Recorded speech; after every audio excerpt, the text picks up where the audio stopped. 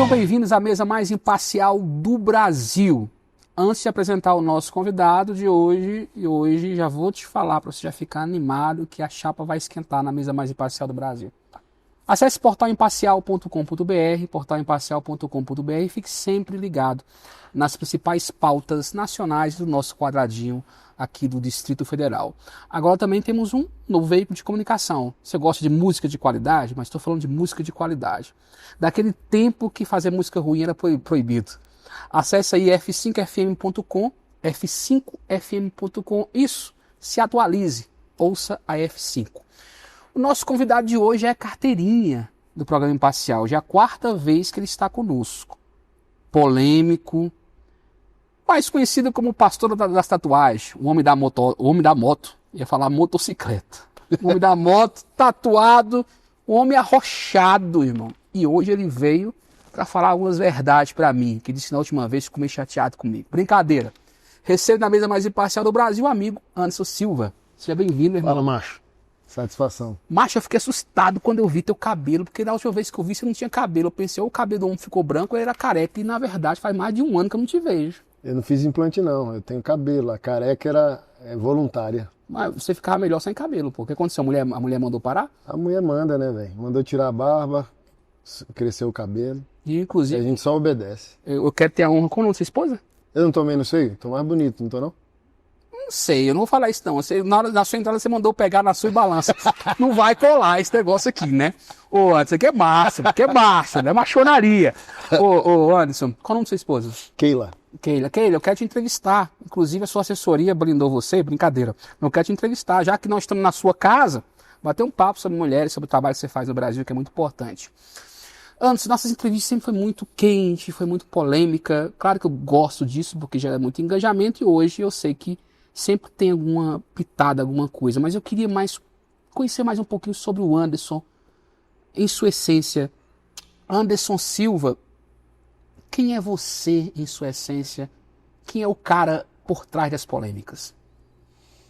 um homem de paz. Essa que é a grande incógnita, né? Você concorda que você me entrevistou em momentos de crise, de ira, que parte dos pastores que eu entrei em controvérsia, antes da controvérsia eu servi quase todos eles? Sim. Preguei para os grandes e entre os grandes. Ou seja, sempre fui o que eu sou, um homem de paz. E briga não vale a pena. Então as pessoas sempre me convidam para brigas. E eu não estou disponível, porque eu nasci de novo, sou um homem de paz. Então o que vale a pena para a glória de Jesus e para o futuro da sociedade da igreja são guerras. Então esse Anderson polêmico que conhece é um Anderson num momento de guerra. Acabou a guerra, para que viver em briga? Aí eu volto para o modo novo nascimento. Um homem em paz não quer guerra com ninguém, só quer seus cachorros, seus filhos, suas mulheres e uma roça. Você é a manteiga no cuscuz quente? Eu sou a manteiga derretida. Você falando assim parece até cômico antes. Pra quem tá assistindo essa entrevista agora, fala, não, esse cara não é tranquilo não. Mas você sempre foi um cara... Entrevista a Keila, aí você vai ficar maluco, porque conhece o lado valente do Anderson e não conhecem quem é o Anderson. Aí conhece o lado tranquilo da Keila e não sabe a leoa que ela é. Uau. Anderson, eu quero conhecer mais um pouquinho sobre sua infância, sobre o seu DNA geracional, familiar em si. Você é um cara que sempre é muito emotivo.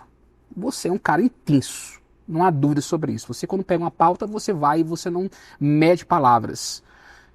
É afiado, é direto e é focado. Mas como foi sua infância? Quem é o Anderson? Só você de irmão? Quantos irmãos tem? Como foi sua infância? Onde você veio, Anderson? Tudo que somos como adulto é reflexo da infância, né? Eu estava dando uma entrevista agorinha para um rapaz que quer fazer um TCC sobre masculinidade bíblica e veio me entrevistar, né, da UNB. Eu expliquei um pouco da infância. Então, essa orfandade, mesmo com um pai vivo, sofrimento, fome, que eu passei no Nordeste, curado no novo nascimento, nada.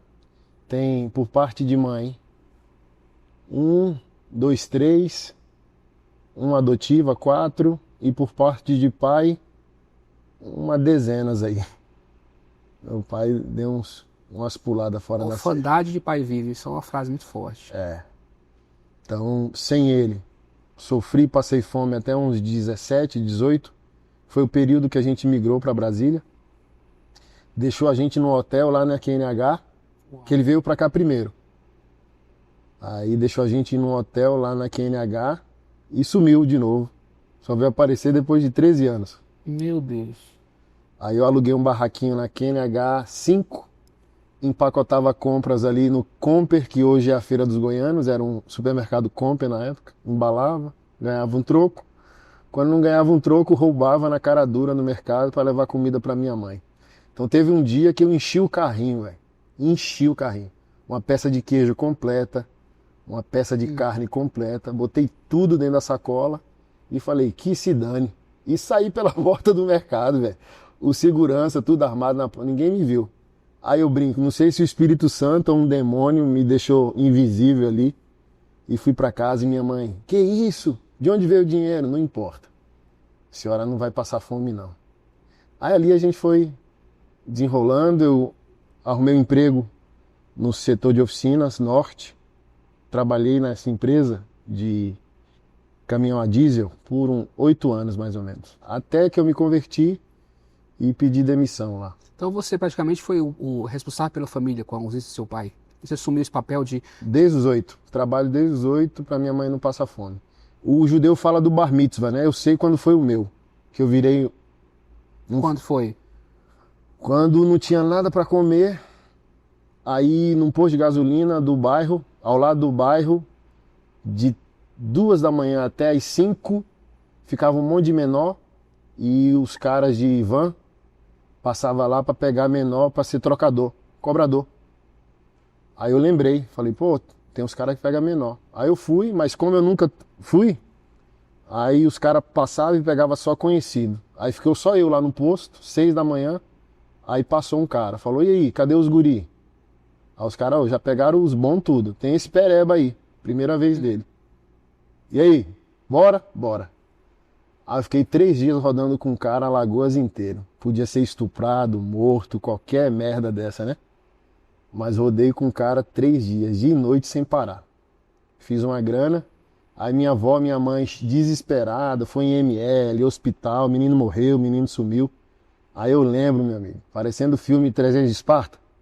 Aí me deu a grana e eu comprei um frango e 1 quilo de batata inglesa. Uau. Aí parecia Davi com a cabeça de Golias. Sei. Tipo, eu entrei na rua assim, ó.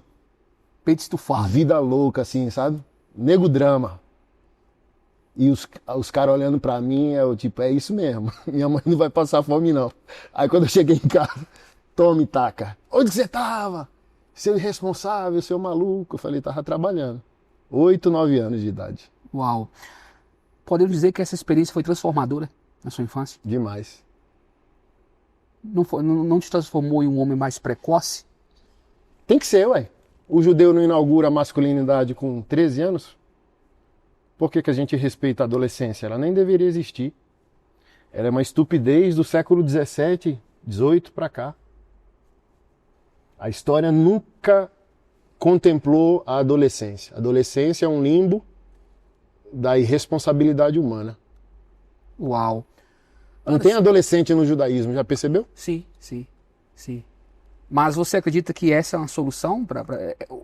Você sente falta dessa geração de mais responsabilidade das nossas crianças? Ou você acha que ela tem que viver a infância dela no padrão normal? Porque hoje nós temos uma situação diferente do Brasil. Eu também sou dessa época. Com 10, 11 anos, estava vendo pirulito na rua. É normal, né? A gente trabalhar e tudo mais, etc. Mas hoje, já o Estado e o governo vê uma criança dessa forma como algo fora do padrão, né? E prejudica a família. A própria correção física não é mais permitida. Aplicada. Nem permitida. Você acha que prejudica essa geração de hoje? Demais. É a geração Francesco, né? Não pisa no chão porque não podem, né? É tudo trauma, é tudo alvo de terapia. Tem, obviamente, as problemáticas e eu não estou dizendo violência, tá? Sim. Disciplinar um filho não é violência. Tem a violência. Tem que ser combatida e denunciada. Mas tem a disciplina. Você não pode hoje dar disciplina para uma criança. O que seria disciplina? Afirmar que aquele lar tem regras e quando elas forem violadas, você disciplinar o seu filho correspondentemente à doutrina que você aplicou. Se você não ensina o filho no caminho, ele não sabe que transgrediu o princípio daquele lá. Por exemplo, o meu mais velho está com 17. Quando ele tinha 14, 15 anos, eu cheguei para ele e disse: a próxima vez que você desrespeitar a minha esposa, a partir da sua idade aqui para frente, eu vou tratar você como um homem. Já é um homem, tá? Uau. E nenhum homem no shopping, na rua. Ele falou bem assim, ó, eu falei, se um homem desrespeitasse minha esposa no shopping, o que você acha que eu faria? Ele diz: não sei. Não, você sabe. Você sabe o que eu vivo, você sabe o que eu prego, você sabe o meu cotidiano. Então nunca mais levante a voz para uma mulher que não é a sua. Nem para a sua futura você deveria. Tá? Ela é minha esposa, tá? Próxima vez que você desrespeitar, você vai ver só a mão no seu pé do vidro para você ficar ligeiro. Vai ficar só os unidos. Aquela pergunta introspectiva, não sou seu terapeuta, mas vou perguntar. Está tudo resolvido entre você e seu pai? Foi resolvido isso? Ou ainda está se resolvendo no seu interior, na sua alma, no seu espírito? Sim, não. Sim, porque ele nasceu de novo, é pastor também. Preguei recentemente no Bola de Neve em Maceió, ele estava lá. Mas óbvio que não tem paixão. É uma dor, porque óbvio que eu queria estar aleluiado, né? Pô, seu pai. Mas não tem como, né, velho? São 44 anos de ausência. Uau. Então talvez com um amigo, com um irmão de clube, eu vá ter, um irmão na fé, eu vá ter mais intimidade do que com o progenitor. Porque, por exemplo, ele é o meu progenitor, mas não é meu pai. Porque pai não é só ser progenitor. É ser presente, é ser o educador, é ser o ponto de referência, e ele não foi. Então, óbvio que ele deve se lamentar por isso. Toda vez que eu cito o contexto, a esposa fica chateada dele, os filhos. Recentemente eu falei isso, né? Por exemplo, a gente só veio para Brasília porque primeiro ele fugiu para cá com ela. Uau. Que hoje é a esposa, entende? Aí fica chateado, fala: olha, você está nos expondo. Mas é a minha vida, né? Sim. Porque, por exemplo, olha que paradigma. Como que eu vou estar, aspas, aleluiado por um contexto desse? Ei, meu filho, ei, beleza? Beleza. Me encontra 9 horas, quarta-feira, na praça tal. Ele falou para mim, tá? Tá bom. Aí eu tô lá, menino de 15 anos, 16 anos, 14, 15 anos ali, foi pra praça, 9 da manhã. Deu 10, não chegou, deu 11, não chegou, de meio-dia não chegou, 1 da tarde, 2, 3, 4, 5, 6, 7, 8, 9, 10 horas da noite, 22 horas, eu disse: eu acho que meu pai não vem. Por que Jesus ama a pureza da criança? 12 horas depois, eu achando que ele ainda iria. Falei: acho que ele não vai mais. 12 horas depois, mano, sem beber um gole d'água, sem comer um cachorro quente. Aí eu voltando para casa, a casa da mãe dele ficava na minha rota. Aí eu passei na casa da minha avó dizendo: ô vó, meu pai mandou ir 9 da manhã ali pra praça esperar ele, já se passaram 12 horas e ele não chegou. Aí ela foi lá, pegou um envelope, falou: ele deixou aqui R$200. Mandou um abraço para você e foi embora para Brasília, meu filho. Uau. Então do tipo assim, ó, tá crucificado, a mágoa, ela não existe. Mas óbvio, qual é a dor? A dele e a minha. Não há uma relação. Então, respeito, igual me viu pregar no Bola, recebi, levei lá para a sala pastoral, tomamos um café junto, mas tipo, acabou a conversa, benção, pai, Deus abençoe e tal, vou para mim, ele vai para dele, não tem aquela, vou ligar pro meu pai, não tem. Sua mãe é heroína? Sua heroína? Sim, demais. Defina sua mãe em uma palavra. Sacrifício. Uau. Se sacrificou pra caramba. Uau. Eu aprendi a ser sacrificial com ela.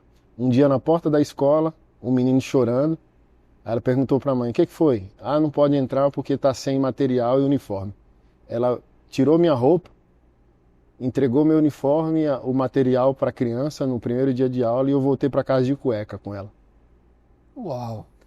Anderson, período turbulento.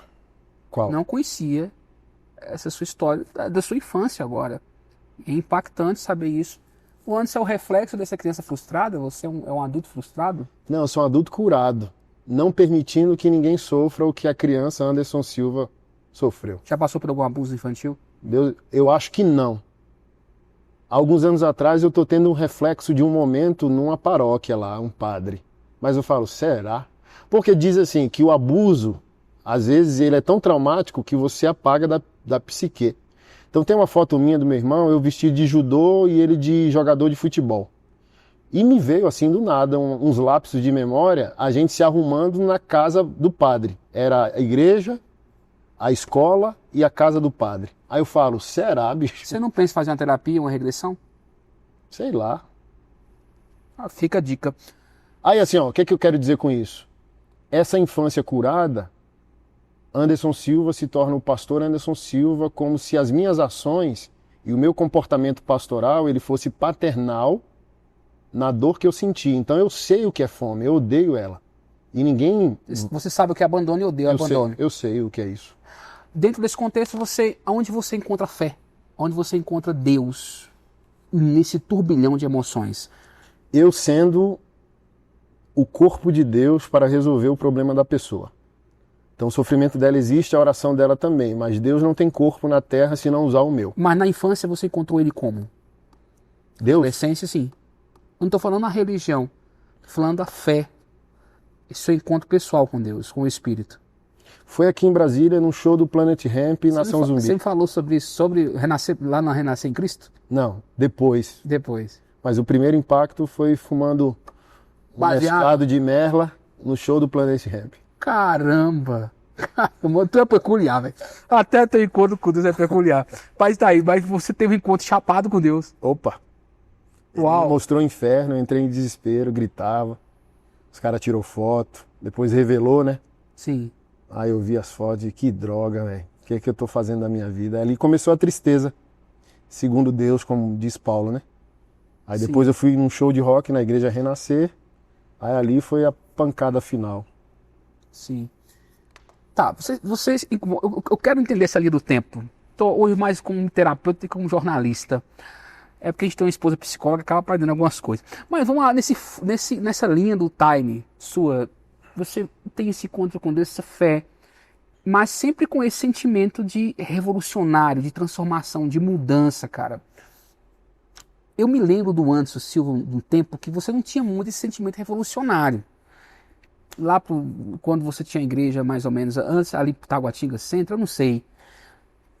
Onde surgiu esse boom de fazer, cara, eu tenho que ir pra cima dessa parada, desse sistema, eu quero bater de frente mesmo, e deu essa loucura que só quem é esse cara, quem é esse doido? Quando foi isso?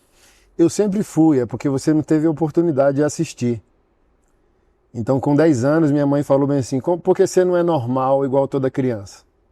Porque você não escuta música que todo mundo escuta. Porque 10 anos eu estava ouvindo o Tribo de Jah, Babilônia em Chamas. Meu vizinho me apresentou as drogas pesadas, um CD do Sepultura e um do Metallica. Aí minha mãe enlouqueceu, porque eu falei, descobri a vida. Então eu sempre fui um pino redondo num buraco quadrado. A grande questão que você não visualizou é porque eu nunca tinha entrado numa guerra em grandes proporções, mas eu já me converti indignado com a religião evangélica. Eu sou indignado com a religião evangélica porque os profetas foram, Jesus foi, os apóstolos também. Eles eram ortodoxos na doutrina, marginais, sociologicamente falando. Uau, repete isso. Eles eram ortodoxos na doutrina, e marginais. Sola Escritura, e marginais na sociologia. Marginais no comportamento público. Defina cristianismo para mim. Um conservadorismo anarquista. Uma pureza com o passado, questionando sempre o status quo. Você acredita no ismo, no cristianismo? No ismo em si? Acreditar não, eu respeito, mas não acredito. A igreja é essa bagunça representada em 21 séculos que só o amor de Jesus organiza. Quem sou eu?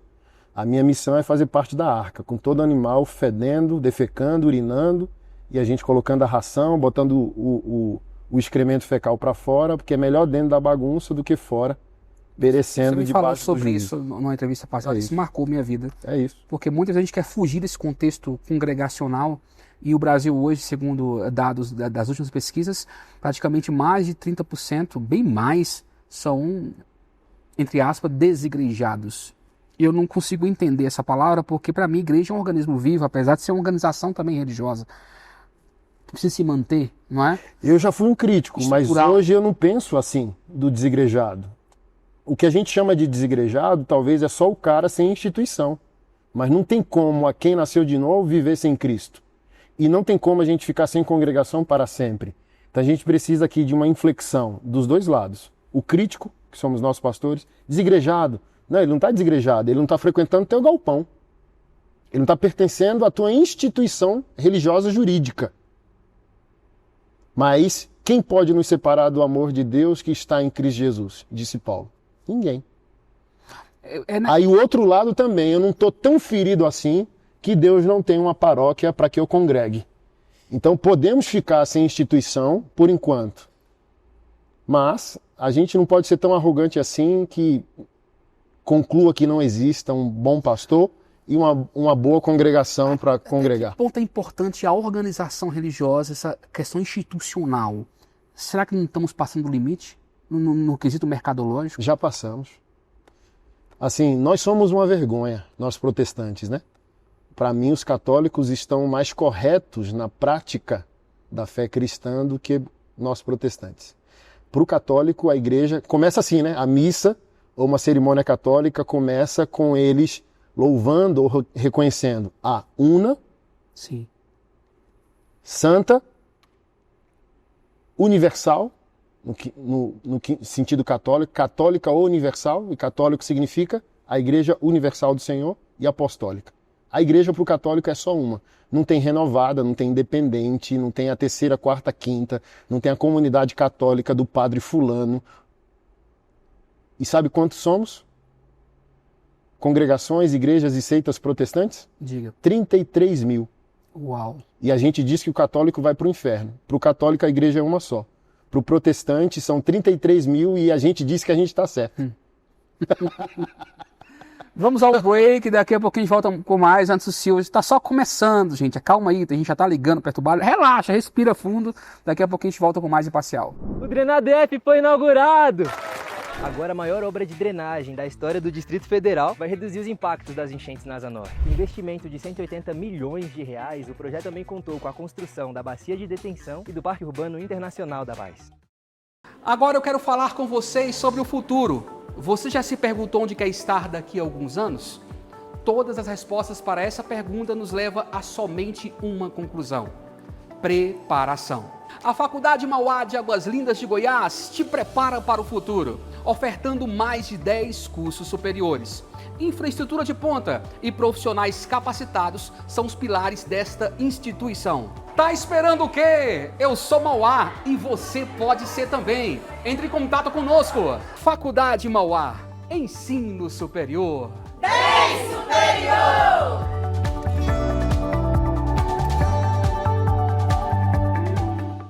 O Goiás Social está tirando do papel o sonho de uma vida digna para as mães e crianças do nosso estado. Quer ver como?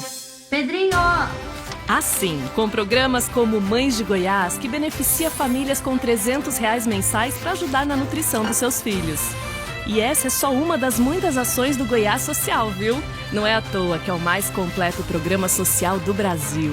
Goiás Social, fazendo do nosso estado o número 1 também em superação da pobreza. Bem-vindos ao Estúdio Global DF, o primeiro estúdio com 100% dos lucros revertidos para projetos sociais do DF. O espaço ideal para sua produção audiovisual, podcast, fotos profissionais e muito mais.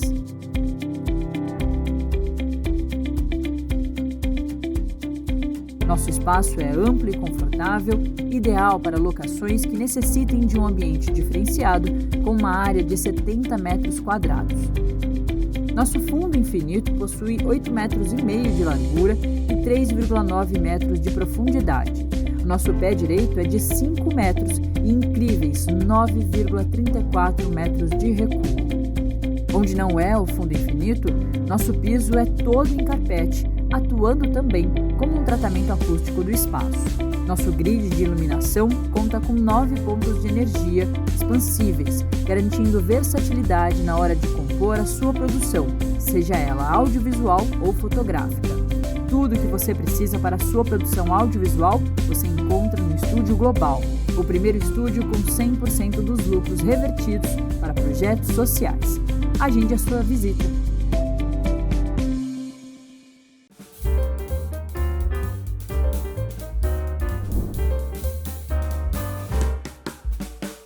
Você pode também acompanhar as 9 temporadas do Imparcial no YouTube e essa 9ª em especial em nossos streaming. Você pode estar no Spotify já ouvindo agora a entrevista do Anderson, no Deezer, no YouTube Music, nessas plataformas todas. Anderson, eu não quero perder muito tempo com anúncios, eu quero falar sobre religião, sobre política, sobre trabalho social, sobre muita coisa. E você falou uma coisa muito pesada, que hoje nós somos uma vergonha. Você não acha isso muito pesado para um pastor falar? Assim, é porque a gente não lê a Bíblia como ela precisa ser lida. Foi o que os profetas falaram, Jesus e os apóstolos. O que Jesus disse, por exemplo, de mais ameno? Evangelho de Mateus, capítulo 5, versos 13 a 14. Vós sois a luz do mundo, o sal da terra. Mas se o sal perder o sabor, não serve para nada, a não ser para ser jogado fora e pisado pelos homens. Essa é a vergonha. O sal sendo pisoteado por incoerência. Então, como nós não estamos mais lendo Bíblia, a gente se choca com o óbvio. Aí o óbvio se torna quase herético. É tão óbvio, tão bíblico, e a Bíblia está sendo tão negligenciada. Já percebeu isso? Que mais da metade dos fiéis vão para a igreja sem culto, vão para a Bíblia, vão para o culto sem a Bíblia, porque o pregador já não abre mais a Bíblia, e quando tem Bíblia é no telão. Então não há pedagogia para que a pessoa saia de um culto evangélico hoje inspirada de conhecer mais a Deus por meio de sua palavra. Então, a consequência sociológica disso é a gente ser uma vergonha. Isso não é muito contraditório, não, Anderson? Porque de um lado você tem Paul Washer como um dos seus pilares de exemplo. Do outro lado você está elogiando Silas Malafaia, que é um dos maiores pregadores de prosperidade no Brasil, sendo que você acaba publicando que é contra muitas coisas do evangelho da prosperidade. Não dá para entender. Anderson, como é essa situação? Por que dá? Porque esse é o corpo, meu. Então, até que se prove o contrário, quem tem a Cristo como Senhor e Salvador é o nosso irmão. Seja o Edir Macedo, seja o Paul Washer, você tem uma confissão doutrinária, mas você não tem autoridade nem canônica, nem salvífica, para dizer, esse aqui é salvo, esse aqui é condenado. Não, a gente pode dizer, essa doutrina é incorreta, essa doutrina é mais correta. Mas a questão salvífica, quem tem Deus por Pai não possui o mínimo direito de escolher irmão. Então, por exemplo, olha só, você começou dizendo que eu sou polêmico. E por que agora eu provo que eu não sou? Porque eu creio que todos nós somos de Deus até que o próprio Deus decrete o divórcio. Essa autoridade não é minha. Eu posso ter uma opinião sobre você, mas eu não posso definir se você é de Deus ou não. Posso definir se você é salvo ou não. Posso dizer, olha, como a gente já discutiu, questões do tipo assim, ó, que a gente falou, Ananias e Safira, Sim. A gente estava discutindo lei e graça. Aí você, não, Deus não julga, Deus não sei o quê. Estamos na graça. Aí eu falei, Ananias e Safira morreram na lei ou na graça? Verdade. Então a gente discutiu doutrinariamente. Sim. Mas eu jamais vou dizer que você não é um homem de Deus e você não é salvo, não é minha seara. Como que eu vou entrar nesse lugar? Esse lugar pertence a quem? Somente a Jesus Cristo. Então, Paul Washer, você, eu, Silas Malafaia, são de Deus. Se não for, Paulo diz o que aos Coríntios? O dia do Senhor provará pelo fogo a obra de cada um. Anderson Silva é legalista, graça, o que você é? O meu termo? Eu sou o que tiver escrito na palavra. Estiver na Bíblia. Você falou um dia desse que eu achei interessante. Um dos seus entrevistados, que foi o Caio Fábio, Sim. veio aqui me detonar porque eu disse que eu creio até na capa e na fita da Bíblia. É isso, pô. Você sabe que você e o Caio são muito parecidos. Sou nada? Muito parecido. Porque vocês têm uma coisa muito interessante. Que vocês Vai de retro. Vocês criticam... Agora tenta. Aí vai lá. Vocês criticam...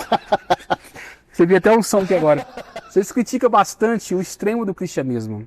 Mas eu fico com a palavra. Qual a diferença minha do Caio Fábio? Tudo que ele viveu, e eu toquei nisso, você quis, você é sem vergonha. Eu não falei nada. Você olha. dar uma pegadinha e me colocar na mesa com ele. Por que eu estava te evitando? Porque eu sabia que você estava bolando essa sacanagem. Eu tenho um sonho de colocar vocês dois na mesa e tomar um por café. que eu não vou? Por que eu não vou? Primeiro, olha só, sou eu. Seria o top. Não seria por quê? Primeiro ponto, a Bíblia manda eu respeitar os cabelos brancos. E eu respeito a história do Caio. Eu não respeito a atualidade do Caio. Mas eu respeito ele como pessoa, como cidadão. E eu respeito a história dele.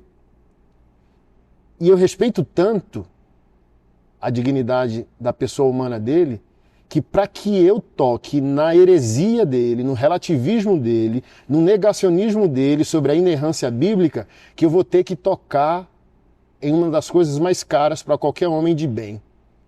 Então, eu não vi para esse bate-papo com você e ele, porque para que eu toque a heresia que o Caio Fábio representa, eu tenho que expor a família dele. Porque um dos motivos do relativismo bíblico dele, de relativismo moral dele, é a concessão que ele abre para os seus próprios pecados e o pecado da sua família. Então, imagina, eu aqui, com cara de cabelo branco, com uma história no passado magnífica, tendo que bater num idoso, expondo a dignidade dele e a família dele? Não vou. Será que não é medo de retórica que o homem é inteligente? Oxe, eu também sou. De inteligência. Eu também sou. Vamos fazer o seguinte, você que está assistindo agora, Imparcial, vamos fazer uma enquete aqui. Quem gostaria de ver Anderson Silva e Caio Fábio em uma mesa batendo papo sobre teologia, sobre cristianismo, sobre história da igreja, sobre tudo? Comente embaixo aqui, por favor, e já marque os dois. Marque Anderson e marque Caio. Quem gostaria de ver? Aí ele disse já em algumas entrevistas que é lutador de jiu-jitsu. Aí se ele pegar imagina a minha situação aqui. Para lidar com o idoso, descontrolado, querendo me dar um mata-leão. Aí... Mas eu vou falar para vocês dois, muito importante. Vocês são essenciais para o evangelho. Vocês dois. Eu entrevistei os dois várias vezes. E eu vi nos dois uma coisa em comum. Vocês amam vidas. Isso é comum entre vocês. Talvez, vamos lá. Vocês dois... Vamos lá, a gente brincou aqui. Talvez a nossa percepção sobre a incoerência evangélica é a mesma. Porém, eu discordo e permaneço. Eu discordo e fico com a Bíblia. Eu discordo e fico na bagunça. Ele não, ele é... Eu discordo e não sou como vocês. Não, eu sou. Eu sou. Você é evangélico da mesma laia do Malafaia? Sim. Da mesma laia do Luiz Hermínio? Sim. Da mesma laia dos pastor vagabundo que ele protegeu? Sim. Da mesma laia. A minha guerra ou a minha valentia é porque eu creio na família de Deus, meu amigo. Eu não vou ter uma opinião sobre a igreja me excluindo dela. Eu faço parte da bagunça. São meus irmãos, pô. Meu pai está ausente, então qual o dever de um irmão mais velho? Sair na porrada com os irmãos mais novos e dizer, você é louco, velho? Nosso pai deu uma ordem e tu tá agora desviando a ordem que ele deu. Comenta aí, inclusive esse teaser vai estar em compartilhamento. Tu é sem vergonha. Collab com o Caio Fábio. Eu vou mandar o collab com o Caio Fábio. Tu é sem vergonha. Eu ainda vou fazer um collab em conjunto com os dois. Marca na sua agenda. No dia que eu falei pra ele que você toparia conversar com você, ele falou que toparia. Inclusive, eu vi esse corte, ele ficou pálido quando você tocou no assunto. Eu tive um café com ele na casa. Da opinião da família dele. Deu pra ver ali. Eu tive um café com ele. Pálido, velho. Eu tive um café com ele na casa dele, eu fui lá visitá-lo. Independente das questões doutrinárias, que eu também já falei publicamente que concordo com muita coisa que ele fala. Inclusive, teve uma entrevista que não foi pro ar, porque ele pediu para não ir pro ar. Essa entrevista. E foi uma entrevista na qual eu fiz com quando a pessoa vê na TV, né, e vai respondendo e tal. Eu não achei também legal essa entrevista não, que eu não gosto muito de perguntas sem conteúdo, e naquele dia eu fui sem conteúdo total com o Caio. Ela falou, Marcos, esse programa não ficou legal, então vamos tirar. Ele falou assim, porque eu tô parando de criticar demais as pessoas, etc. E no dia que eu tomei café com ele, eu conversei com ele sobre você, e falou assim, rapaz, o Anderson, aquele rapaz mudou algumas coisas no comportamento dele e tal, de bater, aquela coisa toda, porque a única reclamação que tinha de você é a exposição que você faz, que é o seu chamado, seu ministério. Ele mudou bastante e tal, eu tô vendo lá, até que eu toparia conversar com ele. Eu falei, difícil é ele conversar com você. Mas vamos lá, continuando aqui dentro da pauta. O Caio Fábio reclamando que eu sou radical? A exposição, ele acha que a exposição do comportamento, a exposição comportamental sua... Putz, grila. Vocês dois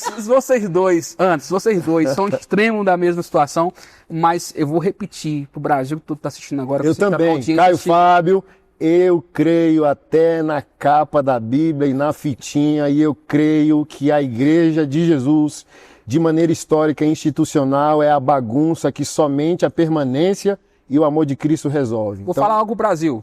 Anderson Silva e Caio Fábio são essenciais para o evangelho no Brasil. Contexto histórico, religioso e ministerial. Isso eu falo. Mas onde a Bíblia não for respeitada como palavra de Deus, eu não tenho irmão. E nem tenho ouvidos. Continuando, Anderson Silva, tá começando a ficar boa. A entrevista agora tá ficando boa. Vamos falar sobre essa questão também do seu filho político. É outra contradição que eu não entendo, Anderson. Eu queria entender agora. Porque de repente eu vejo o Anderson... Tá descendo a cadeira, Anderson? É o peso da glória de Deus, viu? É que eu tô aqui... Você me batizou Eu tô com água. preparando para dar um pulo. Olha que a última vez ele quase saiu da entrevista correndo. Vamos falar antes dessa questão, dessa contradição política. Eu não quero entender um pouco. De repente, você tá lá e entrega uma Bíblia pro Bolsonaro no aeroporto. Depois você vai lá, numa entrevista que eu faço com você, e você fala que a idolatria derrubou o Bolsonaro, a idolatria da igreja. Depois você vai lá e tira uma foto com o ministro do PT lá, o Pimenta. Até eu te mandei mensagem, aí virou de esquerda, acho que você ficou bravo por causa disso. Cara, como dá para entender? Primeiro eu quero saber, tu é o quê? Tu é de centro, de direita, de esquerda, politicamente falando? Eu sou, politicamente falando, um conservador. Eu sou um cara de direita. Porém, sou um cristão. Então, Esse flerte com a esquerda? Não tem flerte com a esquerda. Não tem flerte nenhum com a esquerda. Sério? Ué, qual a sua dúvida? Faça a pergunta. Já acabei de fazer, ué. De repente você tá lá com o Bolsonaro, de repente você tá lá fazendo uma foto com... Porque essa foto foi padrão.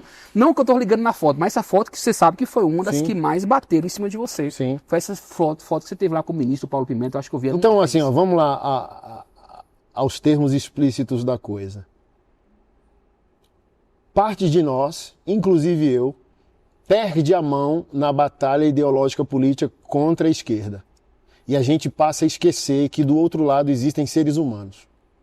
Então, disso eu me envergonho, Isso é verdade. disso eu me arrependo. Então, eu sou um conservador, o bolsonarismo é o embrião infantil do conservadorismo. Uau. A maioria dos bolsonaristas sequer leram um livro sobre nada, muito menos sobre conservadorismo. Não sabem quem é Edmund Burke, Russell Kirk, os pais do conservadorismo. Não sabem que dentro do conservadorismo existe um conceito de progressismo. Eles chamam de permanência e progressão. Então, o conservador crê no direito do gay, por exemplo. Aí você mistura no bolsonarismo conservadorismo político com conservadorismo religioso e tá essa bagunça. Então, nós precisávamos e precisamos lutar contra as ideias nocivas, humanistas, ateístas das esquerdas, ok? Não é isso que está em debate. O que está em debate é o bolsonarismo, por não ser o conservadorismo na idade madura, Sim. é incapaz de trazer respostas adequadas ao país.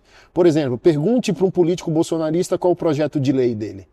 Se não existisse gay, nem esquerda, qual seria a pauta de um político conservador? Boa pergunta. Vá numa rede social de um político bolsonarista e veja que não existe nada de proposição para uma sociedade melhor.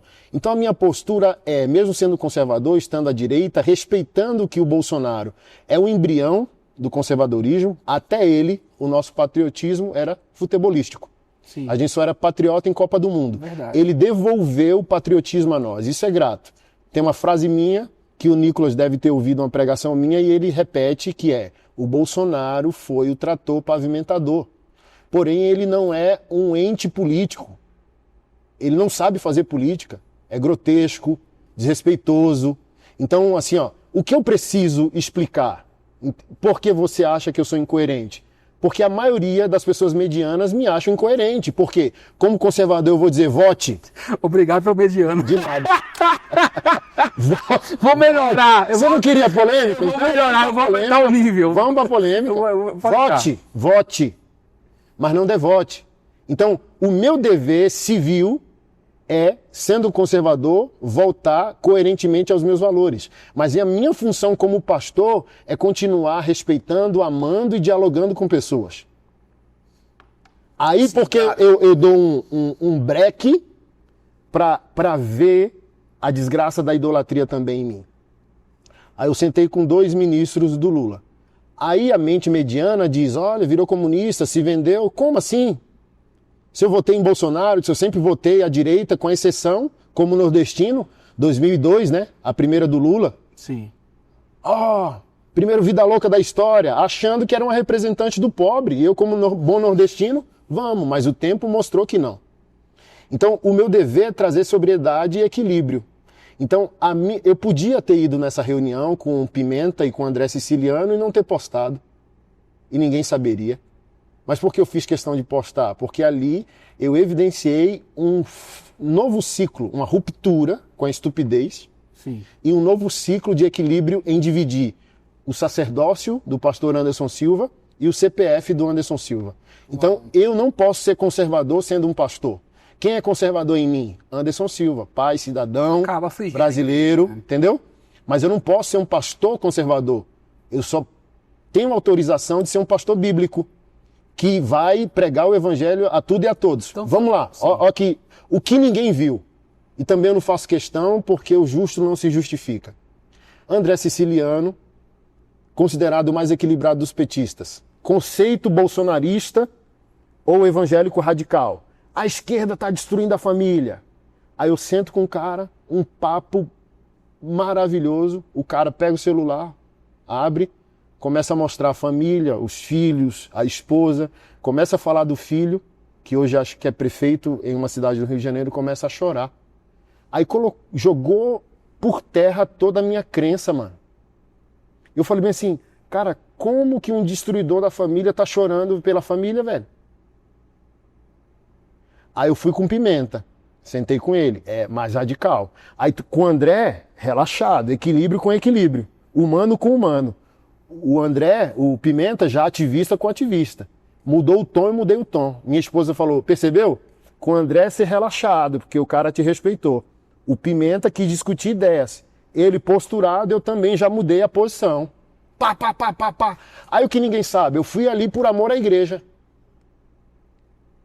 Pimenta colocou assim, como que a igreja pode deixar o presidente em paz para ele governar melhor? Quando ele deixar a igreja em paz. Uau, isso eu não sabia. Aí ele, do que você está falando? Eu falei, Israel todo dia falando um monte de asneira. Então como que você quer respeito do evangélico se você está desrespeitando o que o evangélico respeita? Então ele pode brecar os devaneios dele sobre Israel? É importante para o evangelho. Aí eu abri o celular, um dos meus projetos é apoiar o transexual arrependido. Aí eu falei, olha que interessante. Tá aqui um transexual arrependido que nós, igreja, paga a conta quando o cara se arrepende, tem que tirar a prótese do corpo dele. Um bumbum, um peito. Vocês da esquerda estão usando dinheiro público, dinheiro do SUS, para bloquear hormônio, colocar um seio. Ele pode fazer isso aqui no SUS, quando ele vira trans. Mas se ele se arrepender, o SUS não faz. Então, vocês decidem. Quer dialogar com a igreja? Então, decida. Ou paga a passagem de ida e volta, paga para o cara virar trans e paga para o cara se arrepender de ser trans. Mas olha a loucura, é dinheiro público da mesma maneira. Ou tira do Estado, é uma questão pessoal, que a pessoa faça isso. Aí ele disse, eu não sabia. Pois fique sabendo.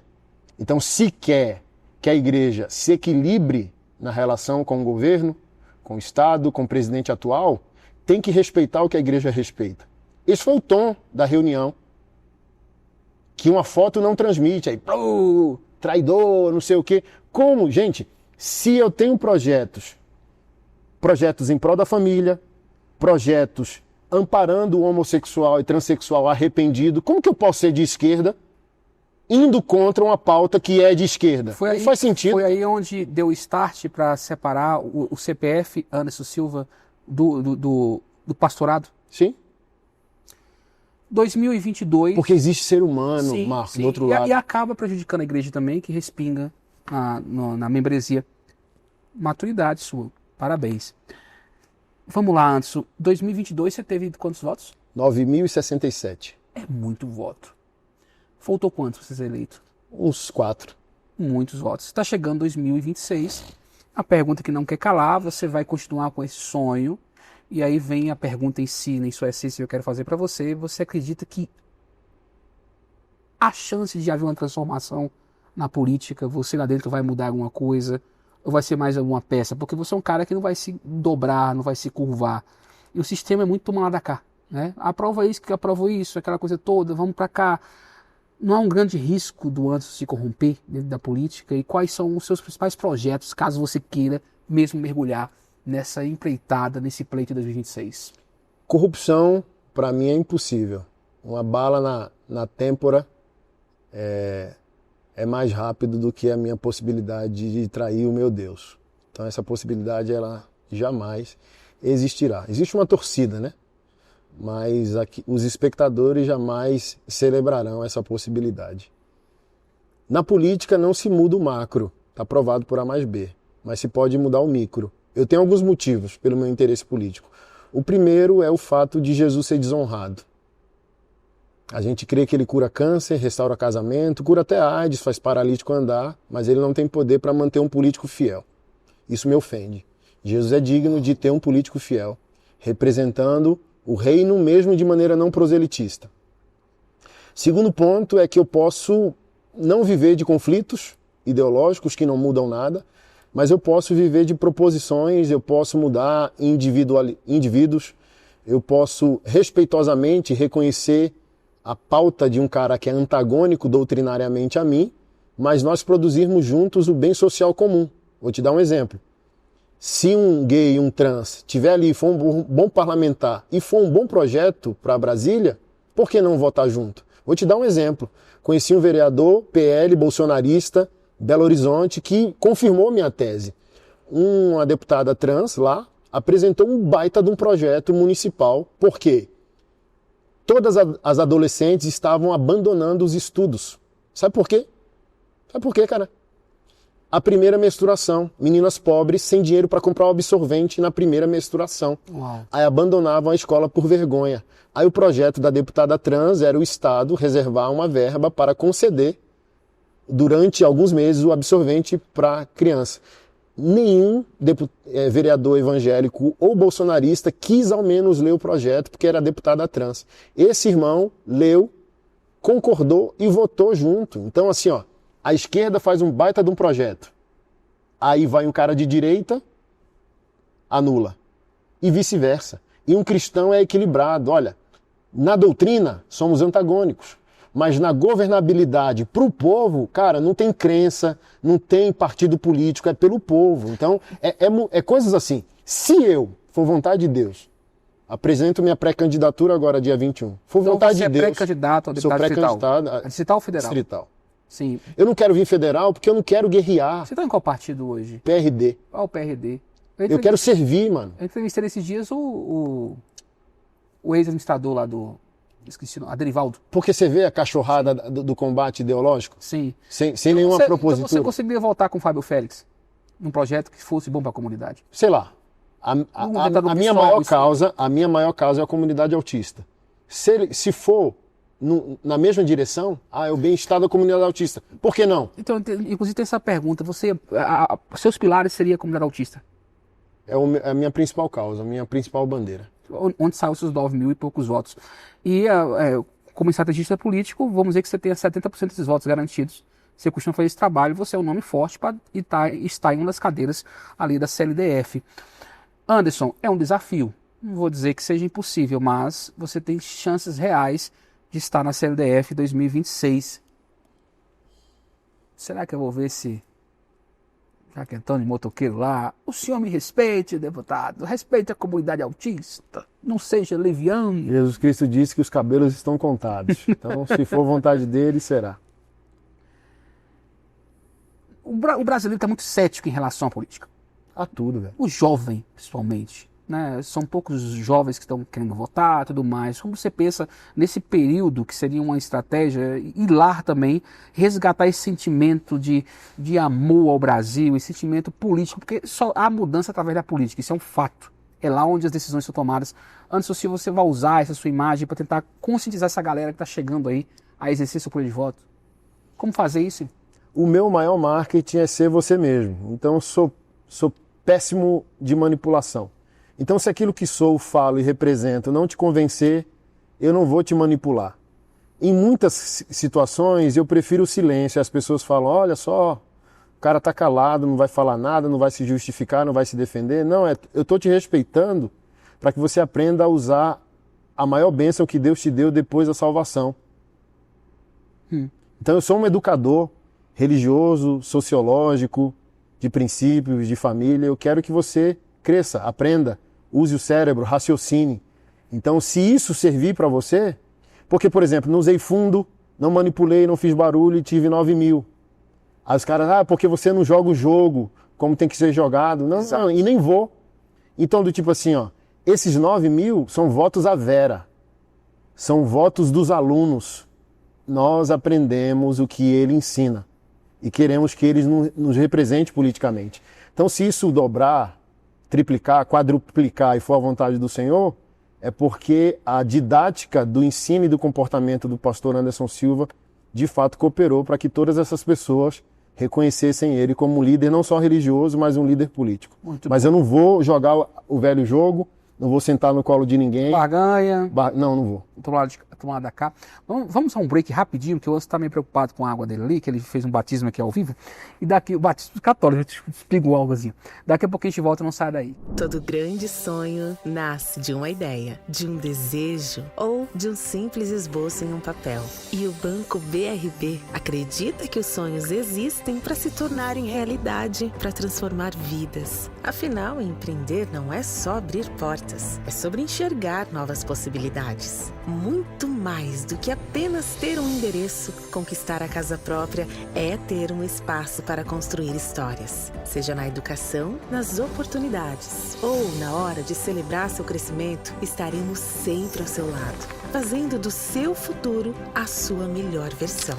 Sonhar é como dar o primeiro passo e para seguir neste caminho, conte com o Banco BRB, seja qual for o tamanho do seu objetivo. Que em 2025 possamos ir além juntos, transformando ideias em realizações. Banco BRB, onde seus sonhos começam. Feliz Ano Novo! Bem-vindo ao mundo da beleza e do bem-estar, onde a confiança e a autoestima se encontram. Apresentamos a você a Clínica Maiara Brito Estética, o seu refúgio para alcançar a beleza que você merece, tanto facial quanto corporal. Deixe-nos cuidar da sua pele com nossos tratamentos faciais de última geração, que rejuvenescem, revitalizam e restauram a luminosidade da sua pele. Desde limpezas profundas até terapias avançadas de anti-envelhecimento, e sou especialista em estética facial e estou aqui para cuidar de você. Clínica Maiara Brito Estética, onde a beleza encontra a confiança. A educação avança em Águas Lindas. A nova creche Geraldo Evaristo dos Santos já está funcionando, oferecendo um ambiente seguro e acolhedor para as nossas crianças.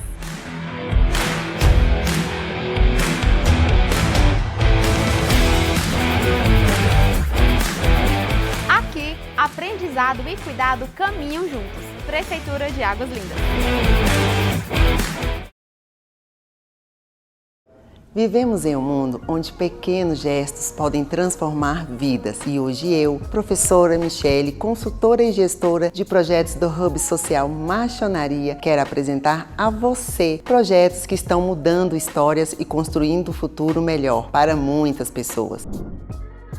Na casa do John, acolhemos crianças e adolescentes com autismo e outras deficiências, oferecendo terapias, atendimentos especializados, atividades recreativas e muito carinho. Aqui, cada criança encontra apoio e oportunidade de desenvolver todo o seu potencial.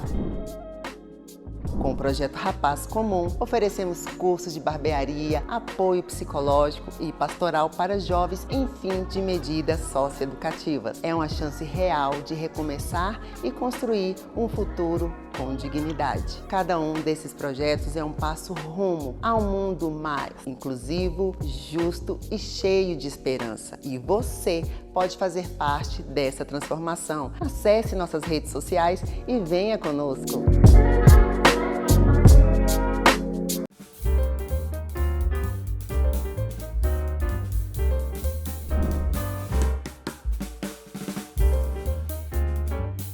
Depois de ser chamado de medíocre, ser batizado aqui online pela primeira vez, né?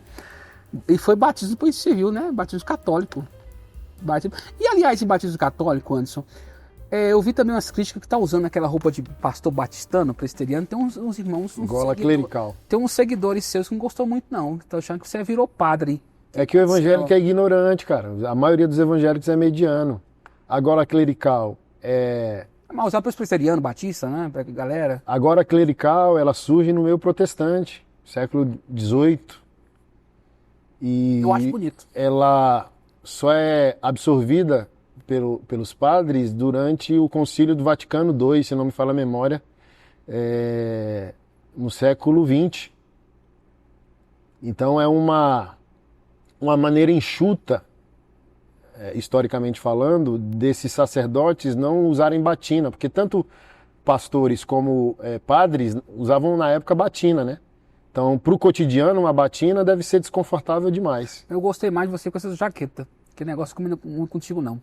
Não, mas eu preciso daquilo para quê? Aquilo é mais uma também oportunidade evangelística. Entendi. Em qualquer lugar do mundo, como eu prego muito fora, no aeroporto já é uma... Já pregou em 40 países. Uhum. 40 Graças países. a Deus. E sempre a mesma ideologia, mesmos pilares? Sim. Nunca mudou? Não. Perfeito. Vamos falar um pouquinho sobre a sua causa principal, a causa autista, né, na qual você veste essa camisa porque você vive isso dentro de casa. Sua essência, né? Você é autista, né? Sou autista. Qual nível? Nível 1. Bem focado, como diz o seu assessor ali na Bíblia. Nível 1 de suporte. É uma causa muito linda, mas há muitos paradigmas dentro da igreja brasileira que dizem que o autista é um reflexo da questão espiritual. Tu já viu isso? Demais. Tem alguns pastores que estão sendo até processados por causa disso no Brasil, que dizem que o autista ele tem uma certa questão espiritual, que isso é questão de exorcismo, de libertação. Anderson, para gente entrar nessa pauta, eu gostaria de tocar nisso. Como você vê essa ignorância tamanha de um pastor, de um parlamentar, muitas vezes falar sobre isso, não, isso é questão, tem que ter libertação, isso é questão espiritual. O autismo também é uma questão espiritual ou não é espiritual? Resolveram a questão, lota o estádio e o pastor que falou isso expulsa todo demônio de todo autista com o estádio cheio. Não encheu com descende? Manda encher. Olha, autismo é questão de exorcismo.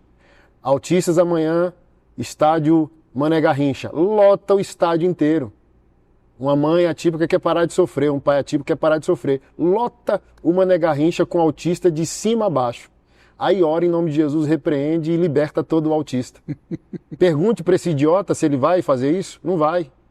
Então é idiotice, é idiota. Ignorância. É ignorância. A luta sua contra o sistema entre si, entre as religioso, a gente já conhece. Onde surgiu essa sua militância, sua defesa da causa autista? Foi nesse período, quando o start da Casa de John, esse projeto lindo. Na última vez que eu entrevistei você, na penúltima, era mais de 30 projetos que tinham sob sua responsabilidade. Um deles é esse, que é carro-chefe. Quando surgiu isso na sua vida, de você pegar e não, eu não posso ficar, eu passo isso dentro de casa com meu filho, eu tenho que fazer alguma coisa? A partir do meu filho, né, o João, eu tenho 4 filhos, 2 são autistas, um nível 1 de suporte e um nível 3. Uau! Então o João que deu o motivo, né? O autismo do João abre uma perspectiva na família Silva, faz a gente enxergar o sofrimento que não enxergaria se não fosse. Então eu falo que ele é a minha escola de misericórdia, se eu não tiver compaixão dele, eu vou ter de quem? Então ele me torna melhor do que eu sou, porque eu seria pior contigo do que eu sou. Então ele me torna melhor. Então eu sempre digo, não é meu brinquedo quebrado, é meu filho. E se precisar ou depender de mim até eu morrer, aqui eu estou, porque um filho não é um brinquedo. O filho é uma missão, uma responsabilidade. Mas o que mexeu para o projeto nascer foi acessar os índices do abandono paterno no diagnóstico. É alto. Aí isso pressiona a mãe atípica de uma maneira enlouquecedora. Muitos flertam com a ideação suicida, o estresse delas são comparado a um soldado pós-guerra. Ninguém se importa, a igreja diz que é demônio, o Estado não está nem aí, ninguém está nem aí. Você quer um exemplo? Eu posto lá, me ajude a cuidar dessa mãe autista, 10 curtem. Eu posto, uma mãe autista tirou a vida, 10 mil. Aí o amor espera o epitáfio, bota uma coroa de flores e nunca chegou junto antes. Entende? Nunca levou uma compra, nunca levou uma cesta básica, mas quer levar uma coroa de flores. Uma geração invisível. Cara, dá um Google, assim ó, mãe autista morre. Coloca só isso no Google. Você vai ver casos onde depois de 2 semanas, depois de 1 mês, depois de 3 meses, que alguém veio dar falta. Quando foi ver mãe e filho morto, ou mãe morta, autista, sem conseguir sair de casa dentro, se alimentando das próprias fezes, com o corpo da mãe em decomposição. Então, é uma comunidade invisível. Dizem que está na moda, né? Ah, todo mundo é autista. 220 milhões de brasileiros, mais ou menos. Acabou de sair o censo definitivo. São 2 milhões e 400 mil aproximadamente autistas. Ou seja, não é todo mundo que virou autista, porque nem todo mundo virou psiquiatra.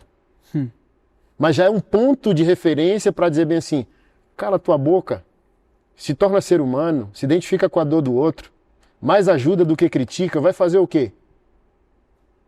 Não, mas todo mundo hoje, cara, não sei se é fenômeno da internet, quer ser especialista em alguma coisa, sabe? Sem formação em nada.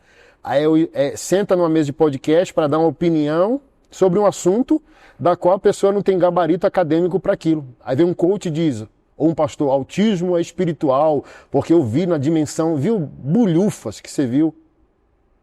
Entende? Então é melhor espiritualizar, cara. O Senhor falou isso comigo num dia que eu fiz uma postagem pedindo ajuda para os autistas. Uma pastora e um pastor falou, não é mais fácil orar para expulsar?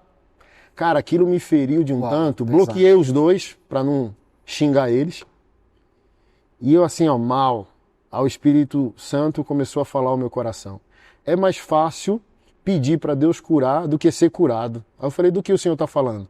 É mais fácil espiritualizar o que o bom samaritano não espiritualizou.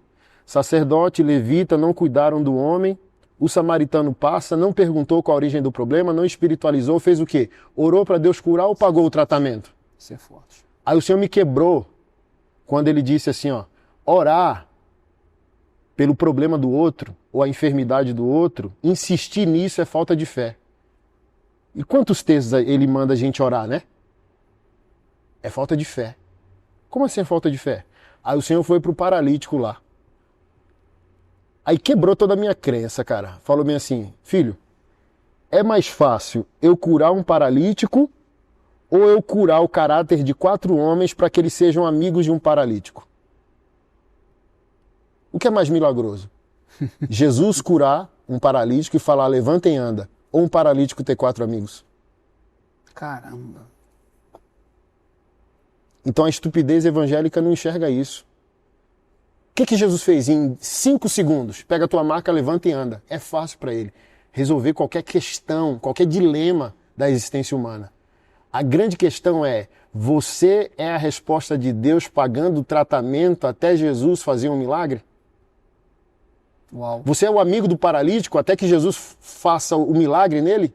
Não. Você só é um crente idiota, cheio de conceitos, cheio de teorias sobre o sofrimento do outro e não ser aquele que vai trazer alívio. Sua ação é apenas opinativa. É o John que é o nível 3, né? É, João. John em inglês. É. Mas João. É porque o irmão chamava de John John, a gente botou casa do John John. Ah, então João. Defina o João em uma palavra. Misericórdia. E profundidade. Ele me ensina a profundidade.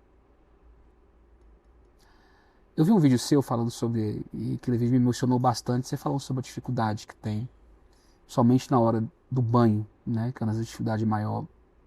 Não quero entrar nesse quesito do banho, mas 17 anos, né, que tem quantos anos? 15. Esses 15 anos de vida do João, em algum momento bateu tristeza do seu espírito de arrependimento de ter seu filho?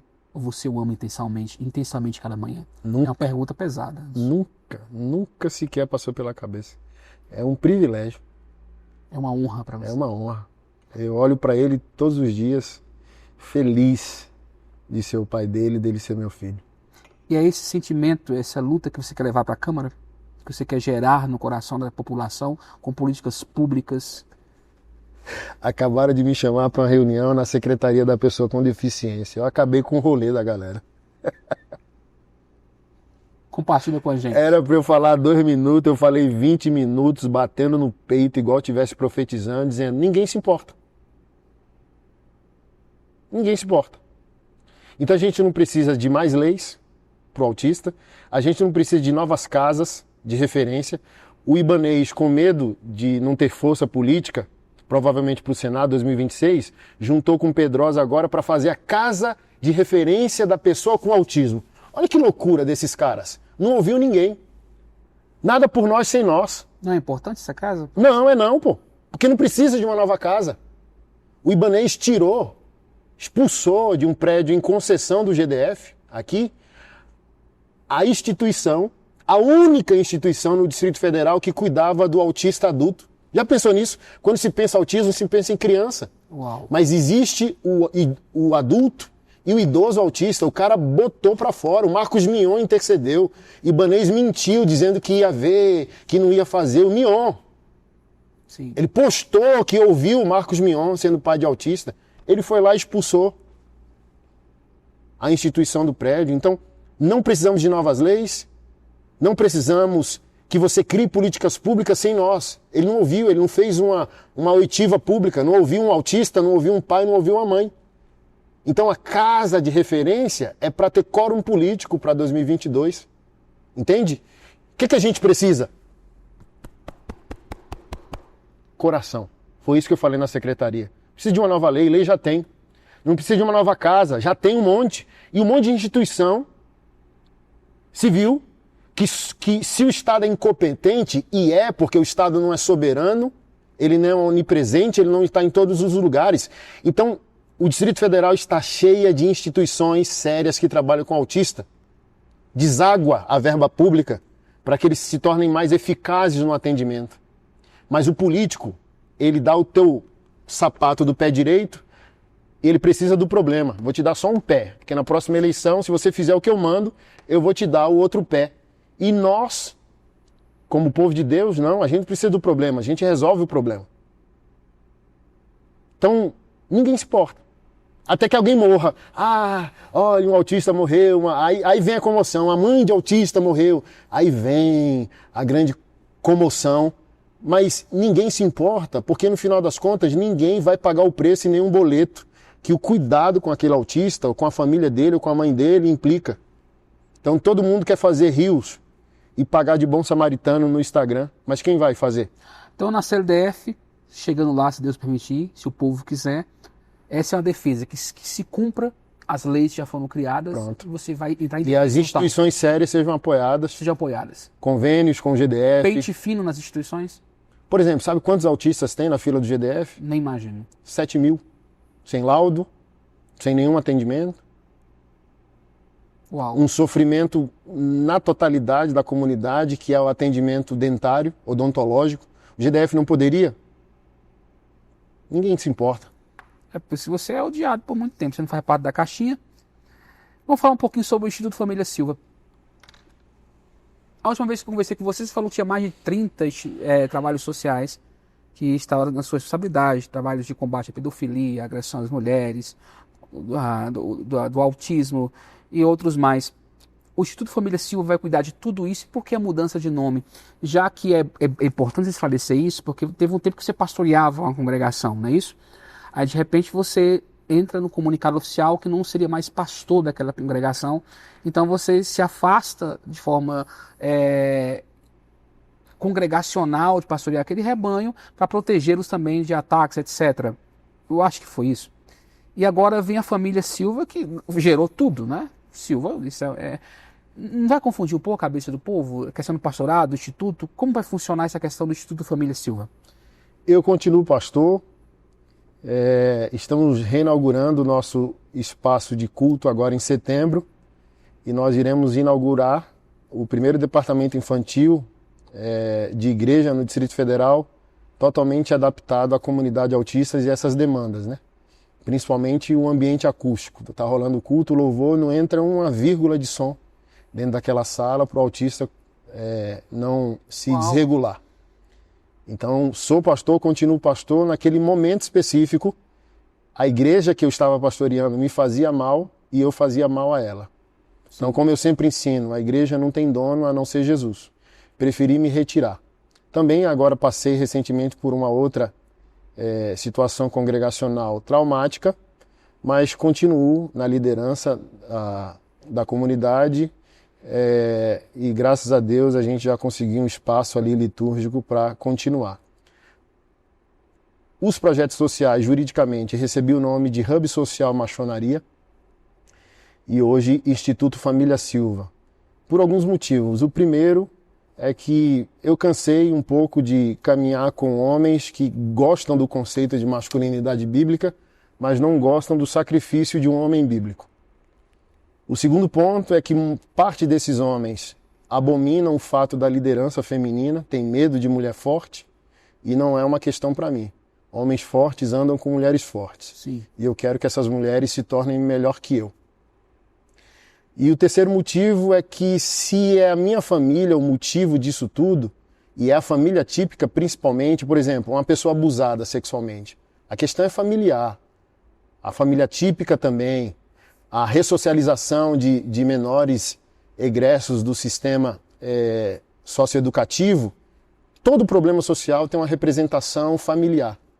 Então nós também decidimos, além desses motivos que eu já narrei, a gente decidiu, eu refleti, algumas mulheres líderes do projeto trouxeram essas possibilidades para mim.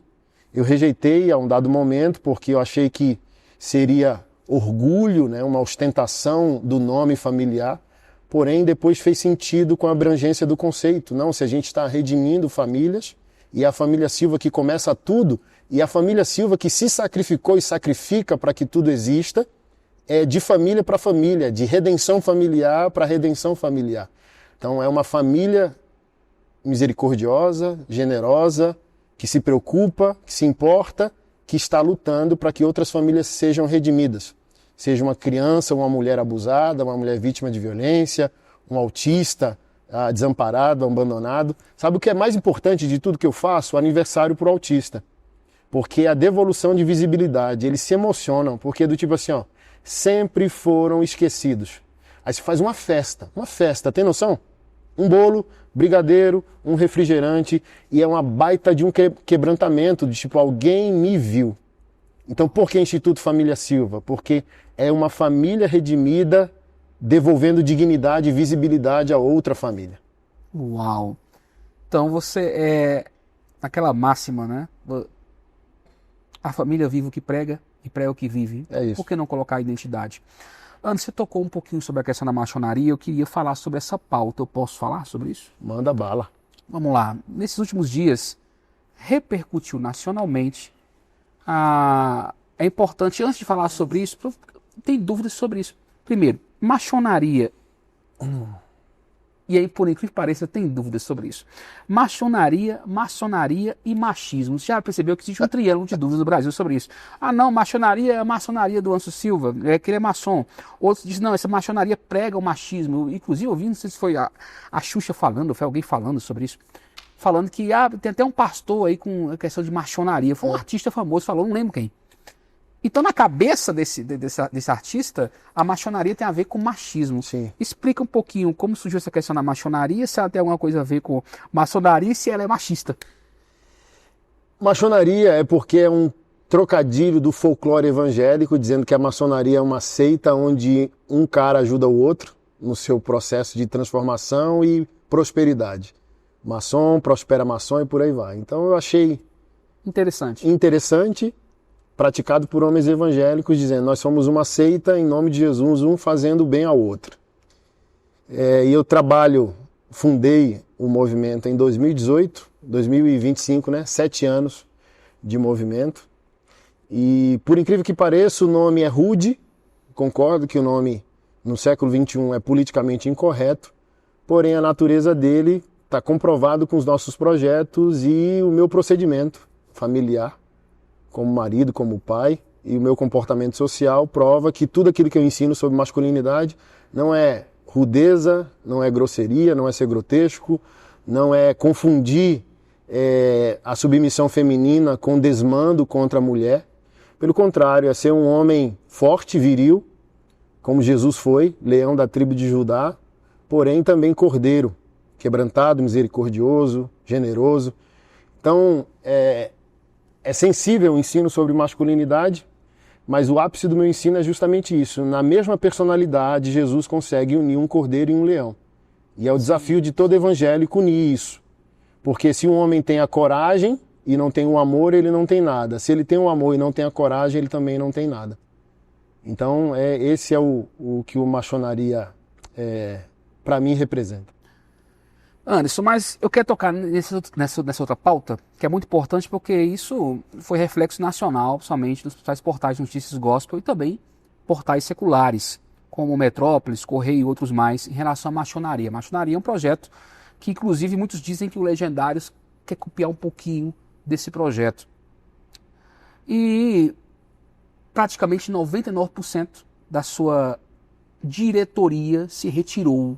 Não é? Entregou uma carta eu não sei como é que se pode falar, demissão não, como é que se diz? Renúncia. De renúncia.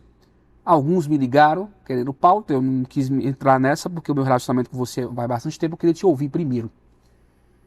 Anderson, eles te acusaram de coisas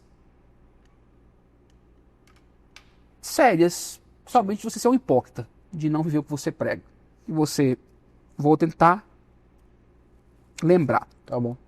Que você não tem seu grupo de apoio aos homens, que você não paga o que deve. Qual foi a outra acusação? Basicamente é isso, que tem débitos na instituição da maçonaria. Então, só nessas 3 acusações aqui já vai contra tudo que você prega e a sua essência. Sim. Vou botar o óculos que eu tenho que fazer essa pergunta, que essa pergunta ela é boa. Repete para mim as 3? Os 3 pilares, foram 5 lá, mas eu peguei esses 3. Primeiro, que você não paga o que deve. Segundo, que você não cumpre a parte que você se relaciona com o grupo. E a terceira, meu Deus do céu, eu dei um branco agora. As dívidas, que é realmente da maçonaria ali. Tem outras situações, mas eu achei essas 3 mais pesadas. Porque eu te conheço e é isso que você prega sempre. Anderson Silva, olhando nos seus olhos, o que esse grupo falou é verdade? Nesse momento, eu estou entrevistando um hipócrita, um caloteiro. Você vive o que prega ou é mais um artista da fé? Eu vivo o que eu prego. Há alguns pontos de reflexão sobre isso, né? Eu não vou entrar no mérito. São homens bons, não são homens bons. Eu entro no ponto de que acho que eram 40 e poucos líderes que faziam parte nacionalmente desse núcleo de liderança que a gente chamava de matilha, né? Que são os grupos regionais de discipulado. Maçonaria é o guarda-chuva e matilha é cada grupo. Rio de Janeiro, São Paulo e tal, e ali como se fosse uma célula. Células, sim. Onde cada líder vai representando. Vestia um colete, depois de um processo probatório, vestia um colete preto, de couro, criava o nome da matilha dele e em meu nome, porque esse é o guarda-chuva, gerava uma autoridade local para liderar os homens que se identificavam comigo, com a proposta e com a origem do maçonaria. Um apostolado, enviados. Tipo isso.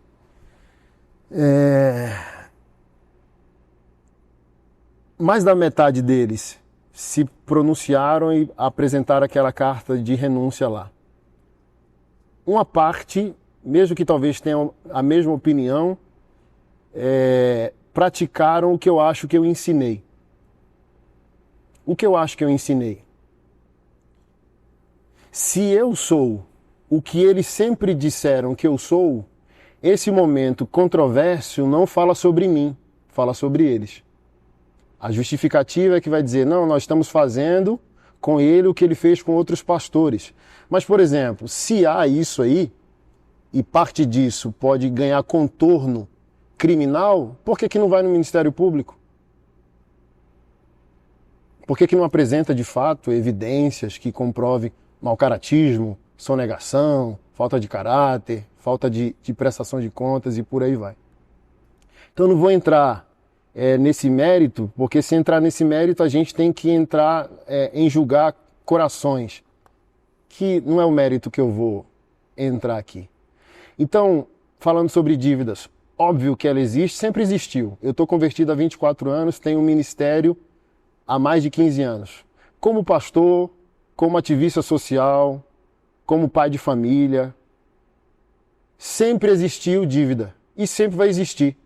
Sim. Porque sempre vai existir o homem que analisa, o homem que opina e o homem que se sacrifica. E eu sempre fui desse. Para um verdadeiro pastor, as contas sempre estão atrasadas. Em todos esses anos que eu sou pastor, eu nunca tive dinheiro sobrando, dinheiro em caixa. E todas as minhas pregações, quantas lives tem aí eu falando sobre dívidas? Minhas, dívidas do projeto. Óbvio, qual a personalidade jurídica de uma associação como o Instituto Família Silva, antigo Hub Social Machonaria? É uma associação. Sim. Qual a natureza jurídica de uma igreja? Uma associação. Como que nós temos dinheiro se a gente não tem produto a vender como uma empresa? Donativos, doação, generosidade, oferta, por aí vai. Então, um dos meus motivos, eles têm os deles. Um dos meus motivos de romper é como vocês querem prestação de contas que vocês não lutam para pagar.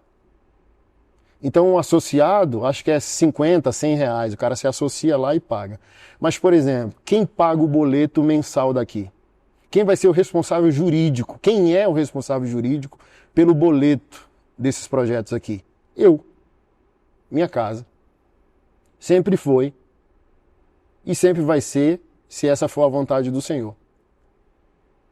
Então, para mim, não faz sentido o pedido de olha, ele não é claro, olha, tem dívida. Óbvio que vai ter, cara, eu não estou vendendo nada a não ser meus livros.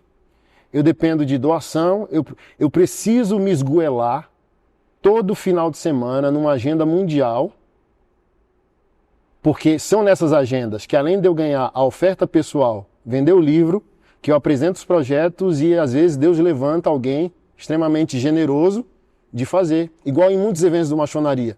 Aqui em São Ambaia, na igreja do Pastor Ney, teve um dia, no sábado, o cara foi lá, foi tão impactado, doou 10 mil. No outro dia foi tão mais impactado que doou 50. Uau. Então, no conceito desses líderes, eles movimentavam dinheiro como eu, mas é uma falácia, nunca foi. Porque, por exemplo, quando o trem arrochar, imposto atrasado, folha de pagamento atrasado, de quem vai ser cobrado? Quem vai pagar? Por exemplo, eles estão cobrando eles, se eles eram machonaria, eles estão se cobrando? Não, eles estão me cobrando. Por quê? Quem vai pagar?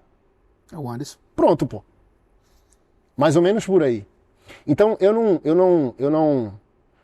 você tá calado, você não se defendeu. Para os dois líderes principais, eu só falei assim, para amigos, a gente nunca precisa se justificar. Inimigos não acreditarão. Então, o meu silêncio é respeito. Quem está falando muito quer te provar algo. Eu não quero te provar nada. Então, eu prefiro o silêncio. Eu não sou um homem de briga, sou um homem de guerra. Isso é muito pequeno, isso é muito minúsculo. Sabe por quê? Tá aí. Você vai reclamar publicamente que o salário está atrasado. Tava, por exemplo. E graças a Deus, desde que aconteceu o trem, parece não, é espiritual, né, cara? A engrenagem movimentou. Porque é como se Deus estivesse falando assim, cara, tem muita gente opinando, pouca gente sacrificando. Tá?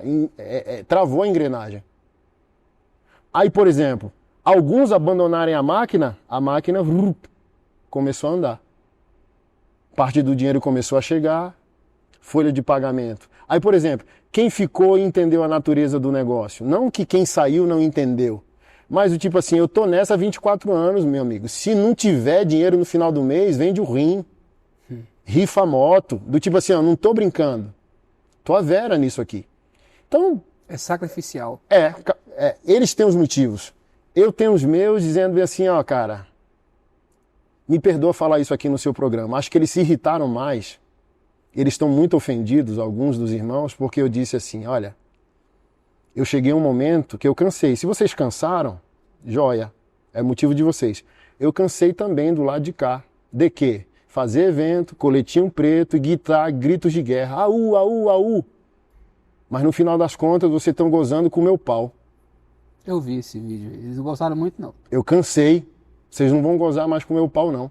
Gozem com o próprio pau. Eu acho que eles não gostaram. O negócio dos meus ovos também. Eu achei engraçado. Aí eu acho que irritou os caras, porque os caras se achavam parte fundamental do que acontecia e tal, não sei o quê. Mas Eu fui no culto do meu pastor. Qual o seu pastor antes? Pastor Joselito, Igreja Verbo da Vida. E, cara, uma baita de uma palavra paternal, dizendo, ei, para. Assim, ó, pregando, parece que era pra mim, sabe? Ei, não depende de você. Para e deixa Deus cuidar de você. Sempre foi assim. Cara, eu chorava, porque era isso. Eu também, nessa engrenagem toda que colapsou o projeto aqui, eu estava na força do meu braço. Eu preciso sair de casa toda quinta, voltar segunda, porque eu preciso fazer o dinheiro para os autistas, para os projetos, para os impostos, para a folha de pagamento. Eu me tornei o Cristo do projeto. Por isso, no meu conceito, os caras estavam gozando com o meu pau, porque eles não vão pagar. Aí, idolatricamente, eu precisava sair porque eu sou o Cristo do projeto. Aí Deus usa meu pastor para dizer, não, o Cristo do projeto é Jesus Cristo. Exato. Então, assim, ó, recua. Recua e permita ser cuidado. Cara, tem 40 dias que eu estava nesse culto. Ali, ó, eu parei. E Deus voltou a ser o provedor do projeto. Cada dia um milagre para contar. Uau. As contas sendo colocadas em dia. Então, os caras acham que vão me envergonhar dizendo, ó, o imposto está atrasado. Tá mesmo, pô. Tava. Porque olha como era fácil. Os caras diziam que geriam o projeto. Era só conversar com o contador, e o contador diz, não, dá para dividir em 60 vezes. Então que problema é esse que tem resoluções? Tava atrasado mesmo. Já começou a tentar organizar? Que era 40 mil reais de débito, não é isso? Previdenciário. Não, eu preciso tocar nesse assunto da vida. Ah, começou a negociar. Muita grana, macho. E tá tudo resolvido, então só... Não entenda como crítica. Não. Você tá fazendo alguma coisa para resolver a situação. Tudo resolvido. O que só falta ser resolvido são aluguéis atrasados. Mas imposto estava atrasado. Isso faz parte da vida antes. Não, é isso assim, ó. O que foi aqui? Foi dívidas. Existe mesmo, sou uma empresa, sou uma igreja e uma associação. O que mais? Não, o pilar de você não estar cumprindo com a sua questão religiosa do grupo, de ter um tá. de discipulado. Ele não cuida do grupo. Véi, ó que loucura. Você decide, tá? Se eu tenho que fazer a correria para fazer o dinheiro, não me sobra tempo para discipular o grupo.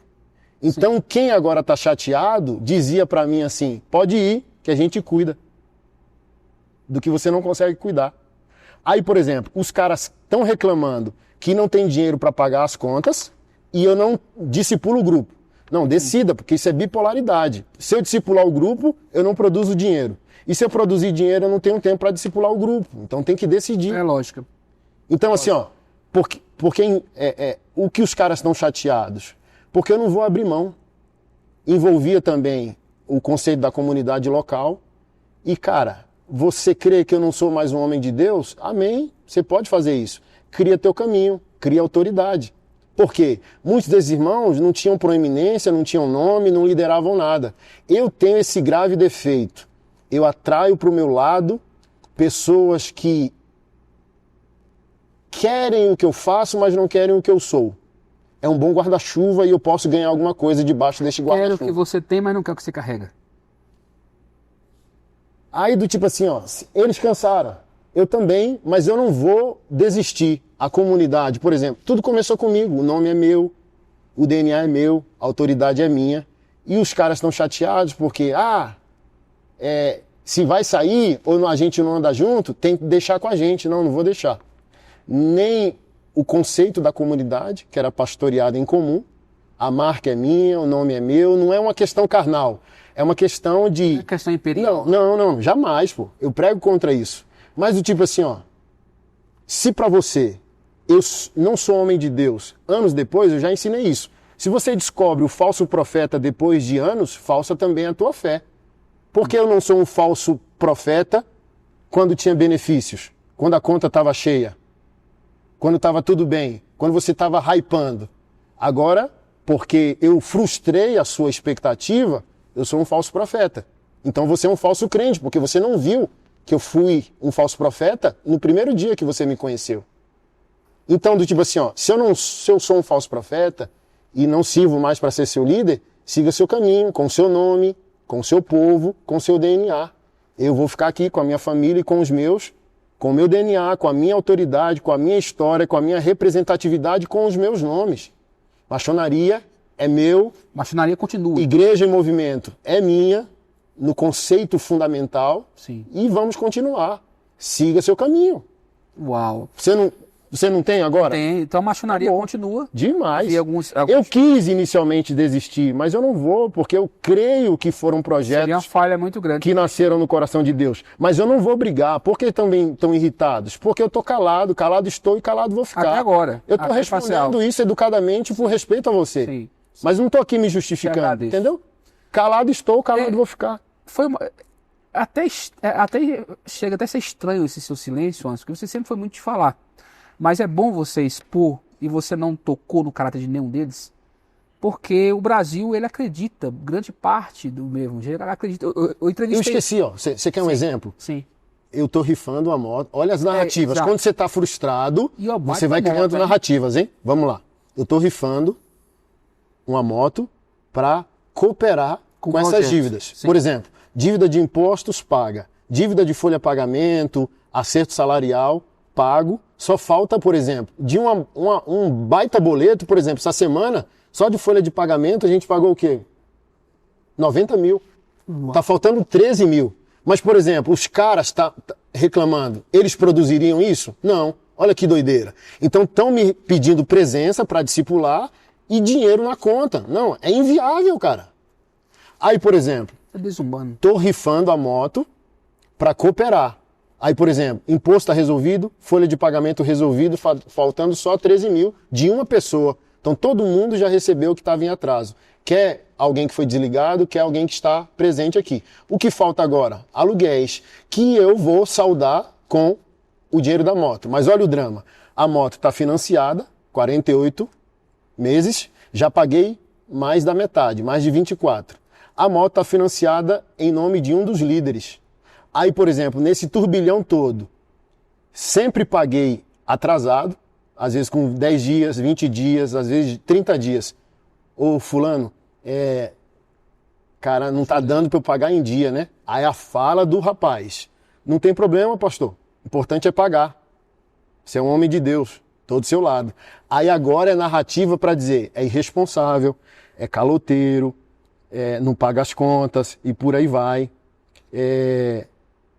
Mas um pastor amigo meu me ligou preocupado se eu estava bem ou não. Eu falei, cara, tô ótimo, não parei de namorar com a minha esposa, não parei minha... Não. Briga não me destabiliza. Eu continuo mesmo. Sabe o que esse pastor falou, velho, que tocou meu coração? Eu falei, amém. Sabe por que está acontecendo esse turbilhão todo, Anderson? Por quê? Porque Jesus participou de reuniões que você não estava. Uau, isso é forte. Porque a verdadeira honra e o verdadeiro amor, por isso que eu acho que parte dos caras não entenderam. Meu pastor já intencionalmente me maltratou na vida muitas vezes. Você nem sabia o nome dele. Porque amor e honra não se pede.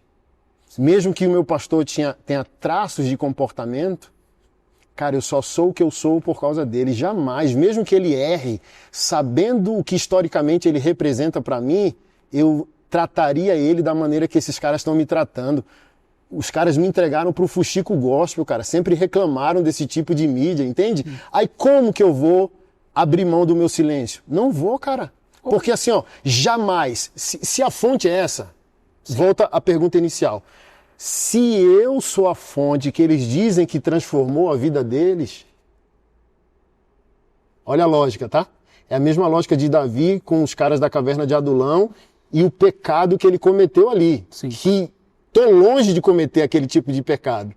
Como que os caras trataram Davi? Escrotizando ou dizendo, calma aí, a gente sabe quem é esse cara, mano. É um cara limitado. Mas, cara, é um homem de Deus. Quantas vezes a gente não viu esse cara chorar, quebrantado, Deus quebrar ele e ele voltar atrás? Calma aí. E dito e feito, na mesma proporção que ele cometeu a estupidez contra Uria e Betseba, Salmo 51 existe. Então, eu não pequei à altura de Davi. É esse gerenciamento que sempre existiu, velho. A bola não tá na frente de um homem apostólico, a bola tá nas costas, entendeu? Sim. A gente tá... o recurso, ele sempre está atrasado. Então, a maneira que os caras estão tratando o assunto e tratando a mim, nesse momento de incoerência, não fala sobre mim.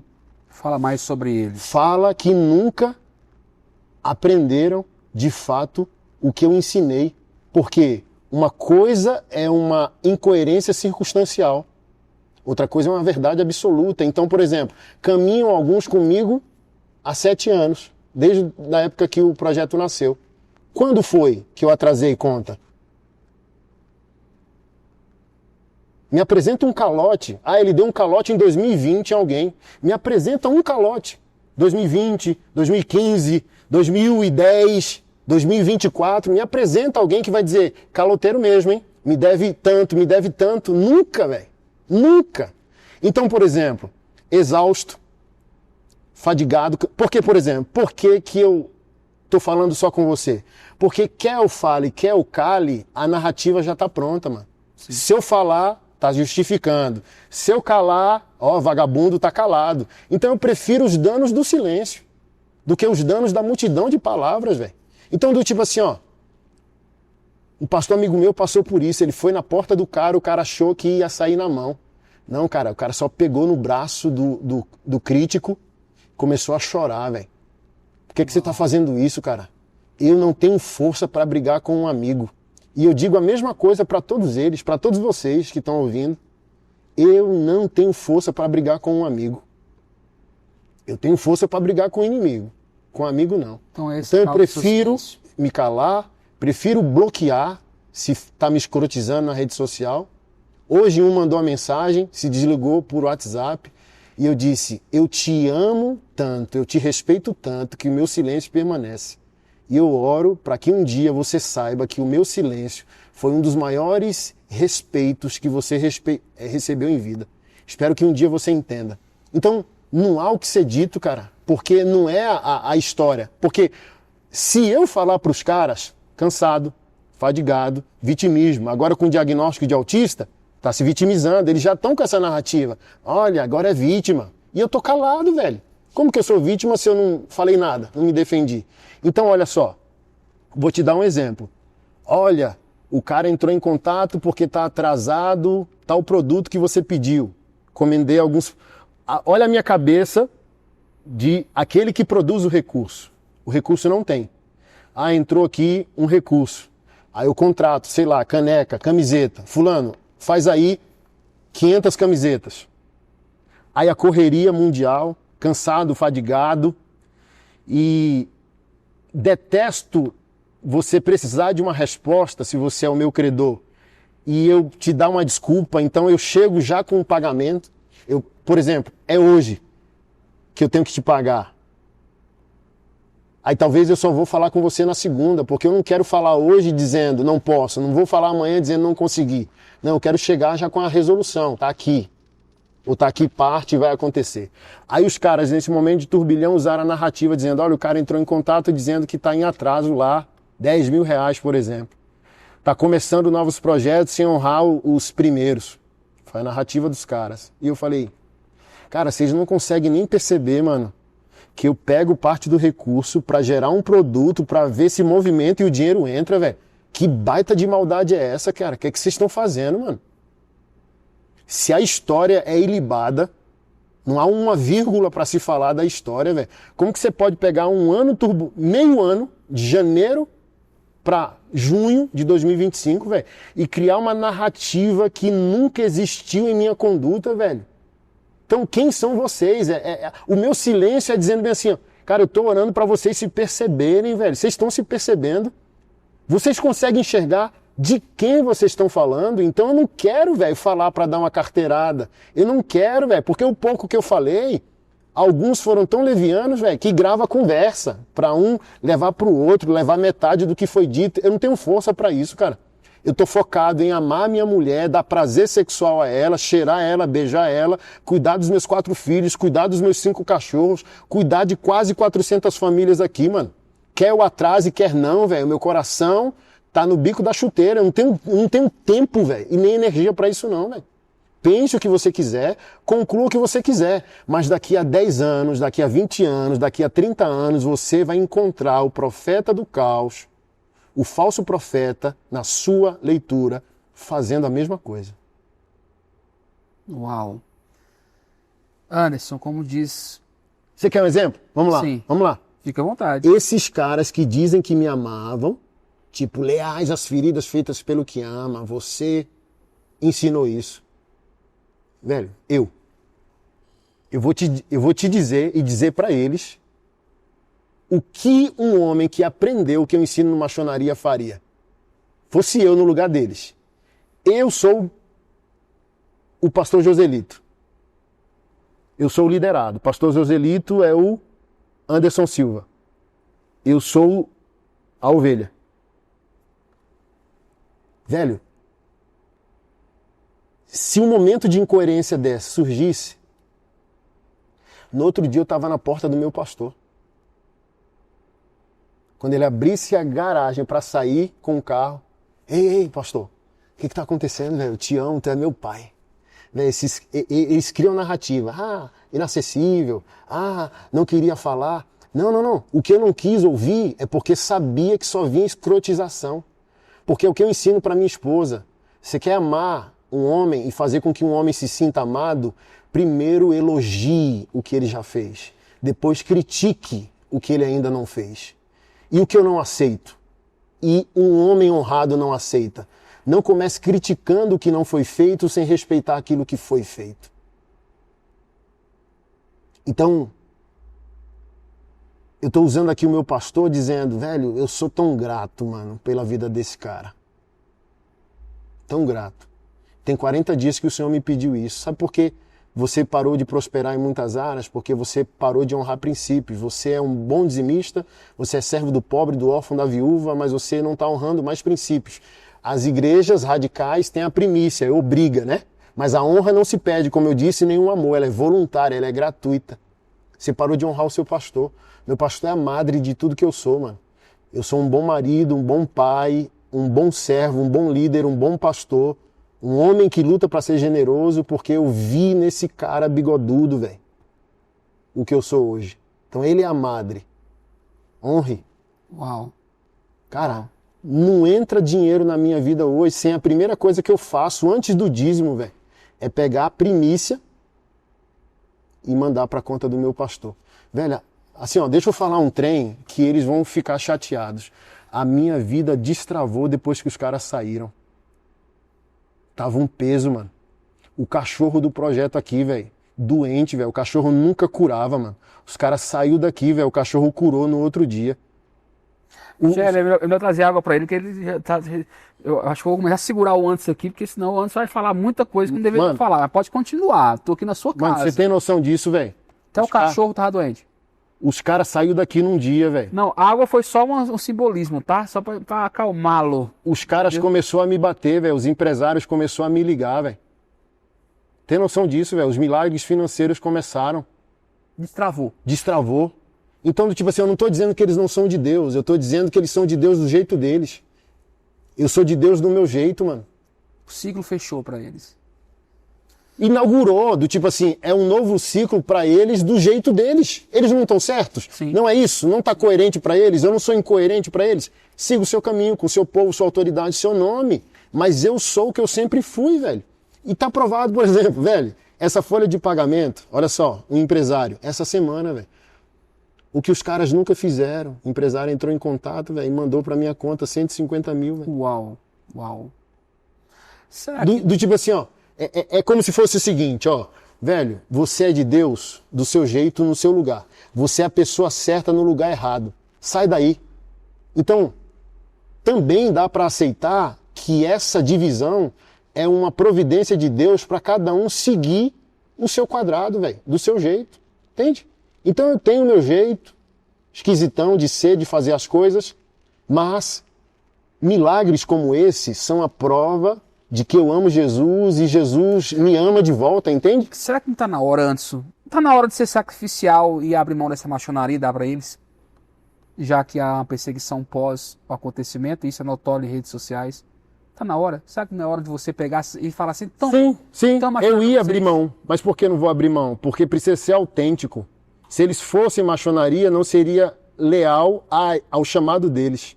Eles precisam criar o próprio caminho de autonomia e de autoridade. Maçonaria só é autoridade no que representa por causa do meu DNA. Sim, eu ia abrir mão, mas iria ser superficial para eles. Por quê? Eu tenho um chamado, eu poderia dar o nome de caixa de bolinha, caixa prego, qualquer outro nome funcionaria.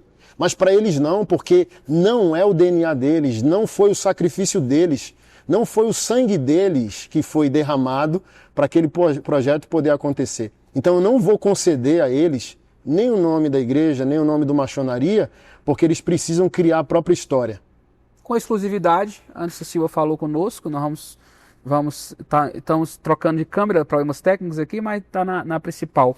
Anderson, se eu soubesse que você era discípulo de alguém do Verbo da Vida, eu tinha te arrochado nas doutrinas do Kennedy Reagan, mas que pena que você não falou isso antes. Próximo capítulo, eu ia falar sobre a ida... E eu sou radical, olha só, para caras como você, eu sou radical. Olha o equilíbrio de fazer parte do corpo com discordâncias e permanência. Eu ia falar sobre o Verbo da Vida, eu comecei a fazer enquanto muda a câmera ali, eu comecei a fazer o rema. Aí, quando chegou o 4º mês, estava um debate muito acalorado, isso para outro programa para você ficar ciente, sobre que eles dizem que Jesus teve que ir ao inferno, sofreu no corpo, mas teve que sofrer no espírito, né? E para mim está tudo consumado, está tudo consumado. E no meio, em Taguatinga das aulas, eu falava, mas professora, não está tudo consumado? O que é o está tudo consumado para a senhora? Tudo é tudo, como a Bíblia fala. Todas é todas, como a Bíblia fala. Se é todas as coisas, todas as coisas. Se é tudo, é tudo. Então houve um debate muito grande e eu fui convidado a se retirar do grupo do curso Rema, porque eu não acreditava em muitas coisas que eles falavam. Mas isso é para outro episódio, que eu quero conversar com você agora sobre as doutrinas do Kennedy Reagan. Demorou. Depois sobre o Verbo da Vida. Já está na câmera legal aí? Podemos continuar? Vamos. Bate-bola, jogo rápido para a gente encerrar nossa entrevista. Nosso... Anderson Silva sem filtros, Anderson, POD ou Sepultura? POD. Por causa da ideologia ou musicalmente falando? Por causa do espírito da coisa, né? Certo. Um livro, não vale ser seu. Celebração da disciplina. Uma frase. Todo problema é uma oportunidade de fazer Jesus famoso. Um sonho, Anderson. Comprar um rancho e terminar minha velhice no Nordeste. Rancho, Anderson? Tu não cola com rancho, cara? Eu colo. Sério? Tô ficando velho e quero sair da cidade. Você tem medo da morte? Não. A morte é a minha inauguração. E a vida para você? O que é a vida? A vida só vale a pena ser vivida se for desgastada para a glória de Deus. Por isso, não tema a morte. Eu tenho um poder de 2 ligações para você nesse momento. É um novo quadro do Imparcial. Primeira ligação é para aquele menino de 8 anos que teve a chave virada e que teve que alimentar a própria mãe e os irmãos. O que você diria para ele? Não desista. Vai dar certo. E a segunda ligação é para alguém que não está nesse plano, não está em vida conosco. Quem seria essa pessoa? O que você diria para ela? Minha avó, mãe do meu pai, Dona Rosa. O que você falaria para Dona Rosa? Muito obrigado. Ela escondia o almoço, uma penca de banana, um saco de biscoito escondido das irmãs do meu pai, para eu levar poder minha mãe comer. Uau! Anderson, foi um prazer te receber, você sabe disso. Você tem meu respeito e minha honra. Você é um dos caras que eu tenho como pilares no Brasil. Você, Carl Fábio. Brincadeira, descontrair. Você é um dos caras que eu tenho como pilar no Brasil. Já que eu não gostei muito do seu cabelo branco, gosto mais da sua careca. Pra você, tem Anderson Silva nas redes sociais. Sim. Mudou? É ainda Anderson Silva Org? Pastor Anderson Silva Org. Só essa, né? Só. Tinha umas 6. E pastorandersonsilva.com.br o site. Tá funcionando? Tá funcionando. Tem YouTube, curso?